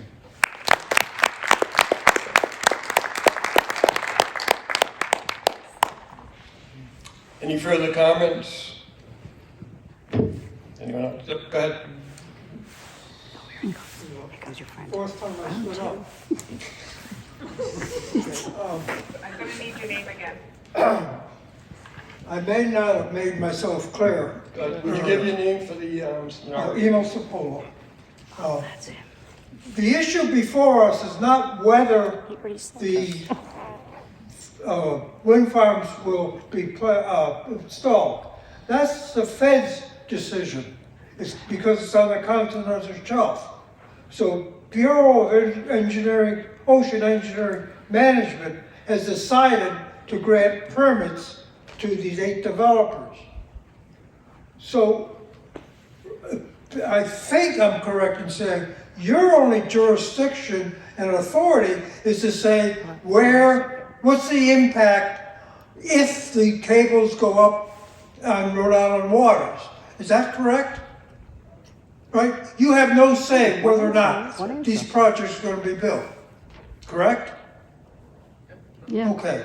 So that's got to be clear. So you have some good points, but they're not. This is the wrong forum to express those. Interesting. You've got to take it up with the feds. And I suggest you look at the Bureau of Engineering Ocean Management website, and you will see that all the contracts are written to say the developer will do best effort to be responsible. There's no insurance bond, there's no escrow account, there's no annuity that's guaranteed by the developer, signed off by the feds. So, Oh my God. call your congressman, call your senator, not these gentlemen. Interesting. Does that answer your question? Yes. Wow. Now I'm depressed. Wow. Wow. Oh my. I guess that's it. another comment? Yes. Okay. Oh, this is our friend. What's that? Paul Kesson, Portsmouth, Rhode Island. What's your last name? Kesson, Kesson. So I have a bunch of mixed notes here. The last seat, just before the door. Being a resident of Portsmouth, I wish this was entering into Burrillville. I'd have no concern myself. But we can't have that attitude of not in our backyard. My question is this: I've lived through 2 wind turbines in the town of Portsmouth. The first one failed inside of 1,000 hours, and that dumped a lot of material on the ground around the turbine, which the town owned. We've had a second one, it's also failed. What is DEM gonna do to notify the people that a hazard happened? Okay? I can't answer anything. In the last two turbine failures, we've had large supplies of lubricant that have sprayed out. I have photos of the turbines. There's no notification to the town. In light of that, what notification will Rhode Island DEM use to inform the people in the town of Portsmouth of a failure either of a wind turbine or any hazard from this installation? Because it's not if the cables are gonna fail, it's when. Yes, yes. Okay? So what's DEM gonna do? The reason for the question is not for me as a resident, as I'm 72 years old talking here tonight, but more about the children who can't stand at this microphone. And the reason I state it this way is we've heard we have a pristine river again. It's better than it was. It never was good. Fall River still dumps waste into the river. It comes down, still closes, still has a tendency to close the bay. Those are layers Debris in the bottom of the river. The disturbance of this dredging is going to do that. Do you guys have a calculation of how much tonnage of hazard is going to be put into the water column? No idea. Do you have a method, as with the tank farms, you did test borings, so you knew what the hazards were in the path? Has RIDEM done that testing? Has RIDEM done the testing in extensive where it's going to land base in Island Park? You're going to horizontal bore from some distance from the beach through another hazardous waste that you just made the town cap. Those are going to be 6 highways to the river for the 6 cables. Are you going to be measuring the hazardous waste? Because when we were told, when we had to change our septic systems out, that the water moves sideways about a foot a year. And since 1957, the hazards from Island Park have been moving to the beach. You've now opened a highway because you've done a horizontal bore. You've taken away the compaction that's in the earth that's caused by the glacier of just time. And you're now going to allow the hazards to come back to the beach.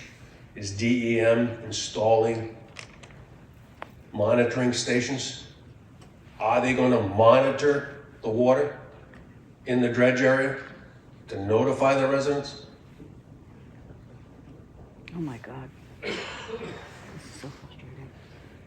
Has DEM done an aquatic survey to know what's out there in the first 12 inches of the top? To know if it's going to change the aquatic life, the marine life that's in the bay, marine life that's in the river? Wow. Do you have examples of what a failed cable is going to do? The plasma that's going to happen at 374,000 volts. I've got 45 years doing electrical services for the Navy. 13,005. When that cable actually failed at 13,005, we had flames 3 stories high. Whoa. Granted, it was in the air. It wasn't in the water. Wow. How are you gonna protect the child that's not here tonight at the boundary where we transition from a wet cable to land. What is that safety zone? How are you gonna protect the residents? RIDEM, that's your requirement. When 13,005 travels 3 stories high until National Grid finally gave up. We had a fire for a half an hour. What are you doing to protect people on the beach for Friday, Saturday, Sunday, all through the summer?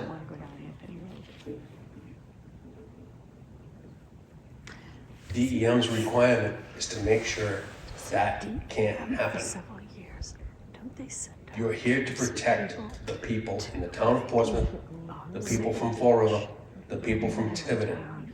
13,000 volts is nothing compared to 375,000.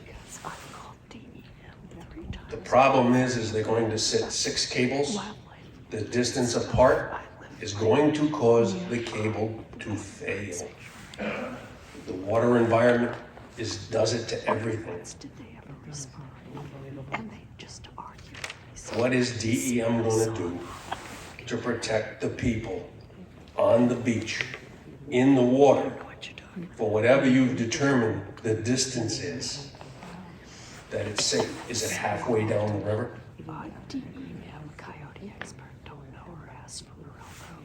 I'd really like to know from your test borings, I would like to see your test borings. I would like to know what contaminants they are disturbing.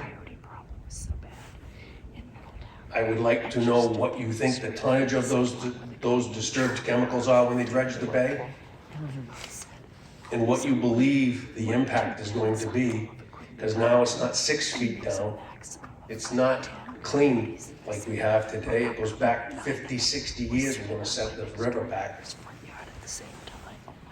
until it gets covered again.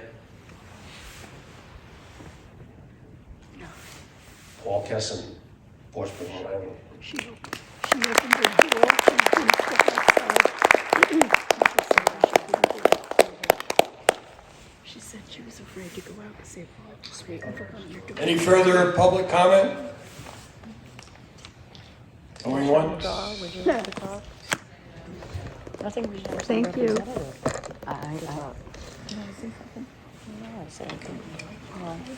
Okay, thank you very much for attending tonight, and this will be the close of the public comment. As a reminder, we will be accepting written comments until March 7th. Thank you. She's going to write them in.